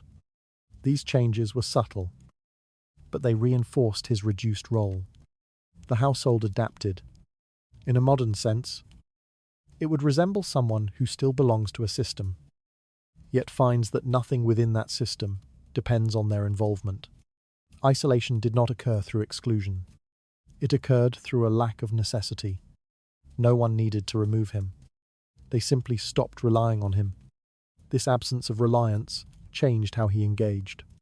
He withdrew further, not through protest, but through acceptance. He spent more time in spaces where his presence was not measured against expectation. He reduced interaction in areas where his influence had already diminished. This behavior reinforced the pattern others had begun. Withdrawal became visible. The wife did not respond to this change directly. She did not acknowledge it. She continued her actions as before, maintaining consistency in her role. Her focus remained on the structure that now depended on her. This lack of reaction allowed the process to continue without interruption. The husband's connections also began to weaken. Associates who once engaged with him regularly adjusted their behavior. They turned toward the person who could provide results. Their interactions with him became less frequent, less necessary. Network followed function. Influence is often maintained through connection. And when those connections shift, the position attached to them shifts as well. The husband remained aware of these changes, but there was no clear moment to resist. There was no single action to oppose. The structure had already adjusted. His withdrawal did not cause the change. It followed it. Over time, his role within the household and the court became defined by the absence of impact. He remained part of the system, but his actions no longer shaped its direction. This reality did not require acknowledgement. It was understood. The wife's position, by contrast, became more established. As others relied on her consistently, her influence solidified. She did not expand her role through declaration. It expanded through use. Use created authority. The husband's presence became secondary. He attended when necessary. He appeared when expected. But his involvement did not alter outcomes. This distinction became clear to those around him. Clarity reinforced behavior. A person becomes secondary not when they are removed, but when their presence no longer changes what happens next. The household continued to function. The court continued to operate. The marriage remained intact in form. Nothing had been broken. Yet the structure no longer depended on him. His withdrawal was not forced. It was the result of a system that no longer required his participation. And once that reality settled, he did not need to be removed. He had already stepped aside. Withdrawal did not begin with a decision, but with repeated moments where involvement no longer changed the outcome. As the husband's influence diminished and others stopped relying on him, his role became secondary without formal removal. In that quiet adjustment, he remained present within the structure, yet no longer shaped the direction it followed. Legacy did not appear at the moment the change occurred. It became visible later, when outcomes began to settle into place and were no longer questioned. What had been adjusted quietly within the marriage extended beyond it, shaping how the family would be seen and remembered. The strategy had not required confrontation. It had required control. The children were the first to reflect its effect. Their position within the family no longer depended equally on both parents. It aligned more closely with the structure the wife had maintained. Their education, their behavior, and their understanding of authority followed the pattern she had established over time. This pattern did not need reinforcement. It had already been learned. As they grew, their decisions reflected that alignment. They approached responsibility with the same consistency. They valued stability over impulse. They recognized where authority had functioned most effectively, even if it had never been declared. Recognition guided loyalty. Children do not inherit power only through name, but through the influence that shapes how they understand and use it. The husband's role within this legacy became limited. His position remained part of the family's history, but it did not define its future. His influence did not extend into the decisions that would carry the family forward. This distinction did not require acknowledgement. It appeared through the outcome. The family's reputation also remained intact. There had been no public conflict, no visible breakdown, and no formal separation. The marriage, from the outside, had continued without disruption. This continuity preserved the image of stability that the family depended on. Image protected alliance. Other families continued to engage with them. Political connections remained secure. Social standing was not damaged by the scandal. The absence of visible conflict allowed the family to maintain its position without needing to repair it. Silence prevented damage. Reputation is often preserved not by avoiding problems, but by preventing those problems from becoming visible. The absence of divorce played a central role in this outcome. Divorce, within Tudor society, carried consequences that extended beyond the individuals involved. It affected inheritance, alliance, and perception. Avoiding it preserved the structure that the family relied on. Structure ensured continuity. The wife's actions had allowed the marriage to remain intact in form, while adjusting its function internally. This balance avoided disruption while still achieving control. It ensured that the family did not need to rebuild its position after public conflict. Control replaced confrontation. The court recognized this outcome without needing explanation. Observers saw stability where conflict might have existed. They saw continuity where disruption might have occurred. This perception reinforced the family's standing. Perception shaped legacy. In a modern sense, it would resemble a situation where a family avoids public breakdown, allowing future generations to inherit position without the burden of visible failure. The strategy's effectiveness lay in its invisibility. There was no single moment that defined it. No event marked its success. It existed in the accumulation of actions that others observed but did not question. This made it difficult to challenge. The husband remained part of the family's structure, but his role within its legacy became secondary.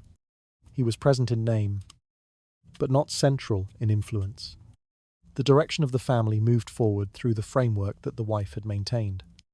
Direction defined inheritance. Over time, this framework became the standard. It guided how future decisions were made. It shaped how authority was understood. It influenced how the family would operate beyond the current generation. The origin of this shift was no longer visible. Only its effect remained. A lasting legacy is rarely tied to a single action. It is built through patterns that continue long after the moment that created them has passed. The wife did not need recognition for this outcome. Her influence existed within the structure she had secured. The family continued to function, to grow, and to maintain its position without disruption. That continuity was the result. The marriage had not ended. The structure had not broken. But the future had been redirected. And once that direction became fixed, the legacy no longer depended on what had been visible, but on what had been quietly put in place. Legacy did not come from open change, but from quiet control that shaped how the family continued. As children aligned with the mother's influence and reputation remained intact without scandal, the structure held without disruption. At that point, what was never spoken became the foundation that defined everything that followed. Power did not always arrive with a clear ending. It did not require a verdict spoken aloud, nor did it depend on a final act that marked a visible conclusion. In many Tudor households, authority shifted without a moment that could be clearly identified as the point of change. The marriage remained. The structure remained. And the names attached to each role remained the same. What changed was how those roles functioned. There was no courtroom, no formal accusation, no document that declared one person removed and another elevated. Yet decisions began to move differently. Influence no longer followed the same direction. The person who had once defined the household's authority continued to exist within it, but no longer shaped its outcome. This absence of spectacle made the shift more effective. Nothing needed to be defended. Nothing needed to be explained. The wife did not need to accuse her husband of failure. She did not need to prove wrongdoing. She did not need to force a public acknowledgement of change. Instead, she allowed the structure around him to adjust until his position no longer carried weight. Authority moved through access. Access moved through trust. And trust moved toward consistency. Over time, this process created a new center of control. People who once approached the husband began to approach the wife instead, not because they were instructed to do so, but because it became clear where decisions were being made. Requests followed results. Conversations followed outcomes. Power followed reliability. The husband remained present, but his role shifted into something quieter. He was still recognized, still acknowledged, still included in the structure that defined the family. But he was no longer the point where direction was determined. This transition did not require agreement. It required acceptance. Acceptance came not from declaration, but from repetition. Each decision that passed through the wife reinforced her position. Each moment where the husband's authority did not lead to action reduced his influence further. Reduction did not need to be dramatic.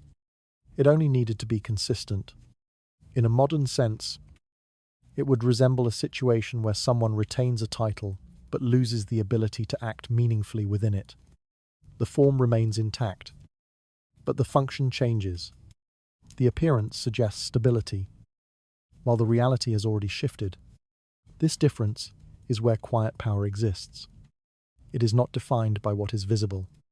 It is defined by what continues to operate beneath that visibility. The court, observing from a distance, did not need confirmation. It responded to what it saw over time. Invitations adjusted. Alliances shifted. Attention moved toward the person who consistently provided direction and stability. No announcement guided this change. Observation was enough. The absence of scandal ensured that nothing disrupted this process. No moment forced others to choose sides publicly. No event that demanded explanation. This allowed the shift to occur without resistance. Resistance requires clarity. Ambiguity prevents it. By avoiding any clear break, the wife ensured that no one could directly challenge what was happening. There was no single action to oppose, no event to dispute, only a gradual change that became undeniable through its outcome. Outcome replaced argument. The husband's position, in contrast, became increasingly defined by what it lacked. His authority did not disappear suddenly. It diminished through disuse. Decisions no longer required his approval. His presence no longer influenced direction. Influence faded without conflict. This is what made the strategy last. A visible end can be contested. A quiet transition cannot. Over time, the household adjusted completely. The structure appeared unchanged to those who did not look closely. The marriage remained intact. The family continued to function. The external image stayed stable. But internally, everything had been reordered. The wife stood at the center of that new order, not through declaration, but through consistency. Her authority was not claimed. It was recognized through action. Recognition does not need to be spoken. It only needs to be followed. The legacy of this approach extended beyond the marriage itself. It shaped how power could be understood within the broader society. It demonstrated that authority did not always require removal. It could be redirected. It could be redefined. And once redefined, it no longer depended on what had come before. This quiet method avoided the risks that accompanied open conflict. It preserved reputation. It maintained alliances. It ensured continuity. It allowed change without disruption. Disruption draws attention. Stability preserves control. In this way, power became less about possession and more about movement. It did not belong to a single individual in a fixed way. It flowed toward the person who could sustain it, manage it, and apply it consistently. Consistency created permanence. Permanence defined legacy. And that legacy did not need a moment of ending to exist. It was built through a series of small, controlled adjustments that, over time, changed everything without appearing to do so. No final act marked its completion. No clear line separated before and after. There was only a gradual shift that became impossible to reverse once it had settled into place. This is how authority endured. Not through force, not through declaration, but through quiet, a deliberate movement that no one could easily stop because no one could clearly point to when it began. Power did not require an ending, only a steady shift that changed how authority moved within the same structure. As the marriage remained intact, while influence quietly transferred, stability concealed a complete transformation of control.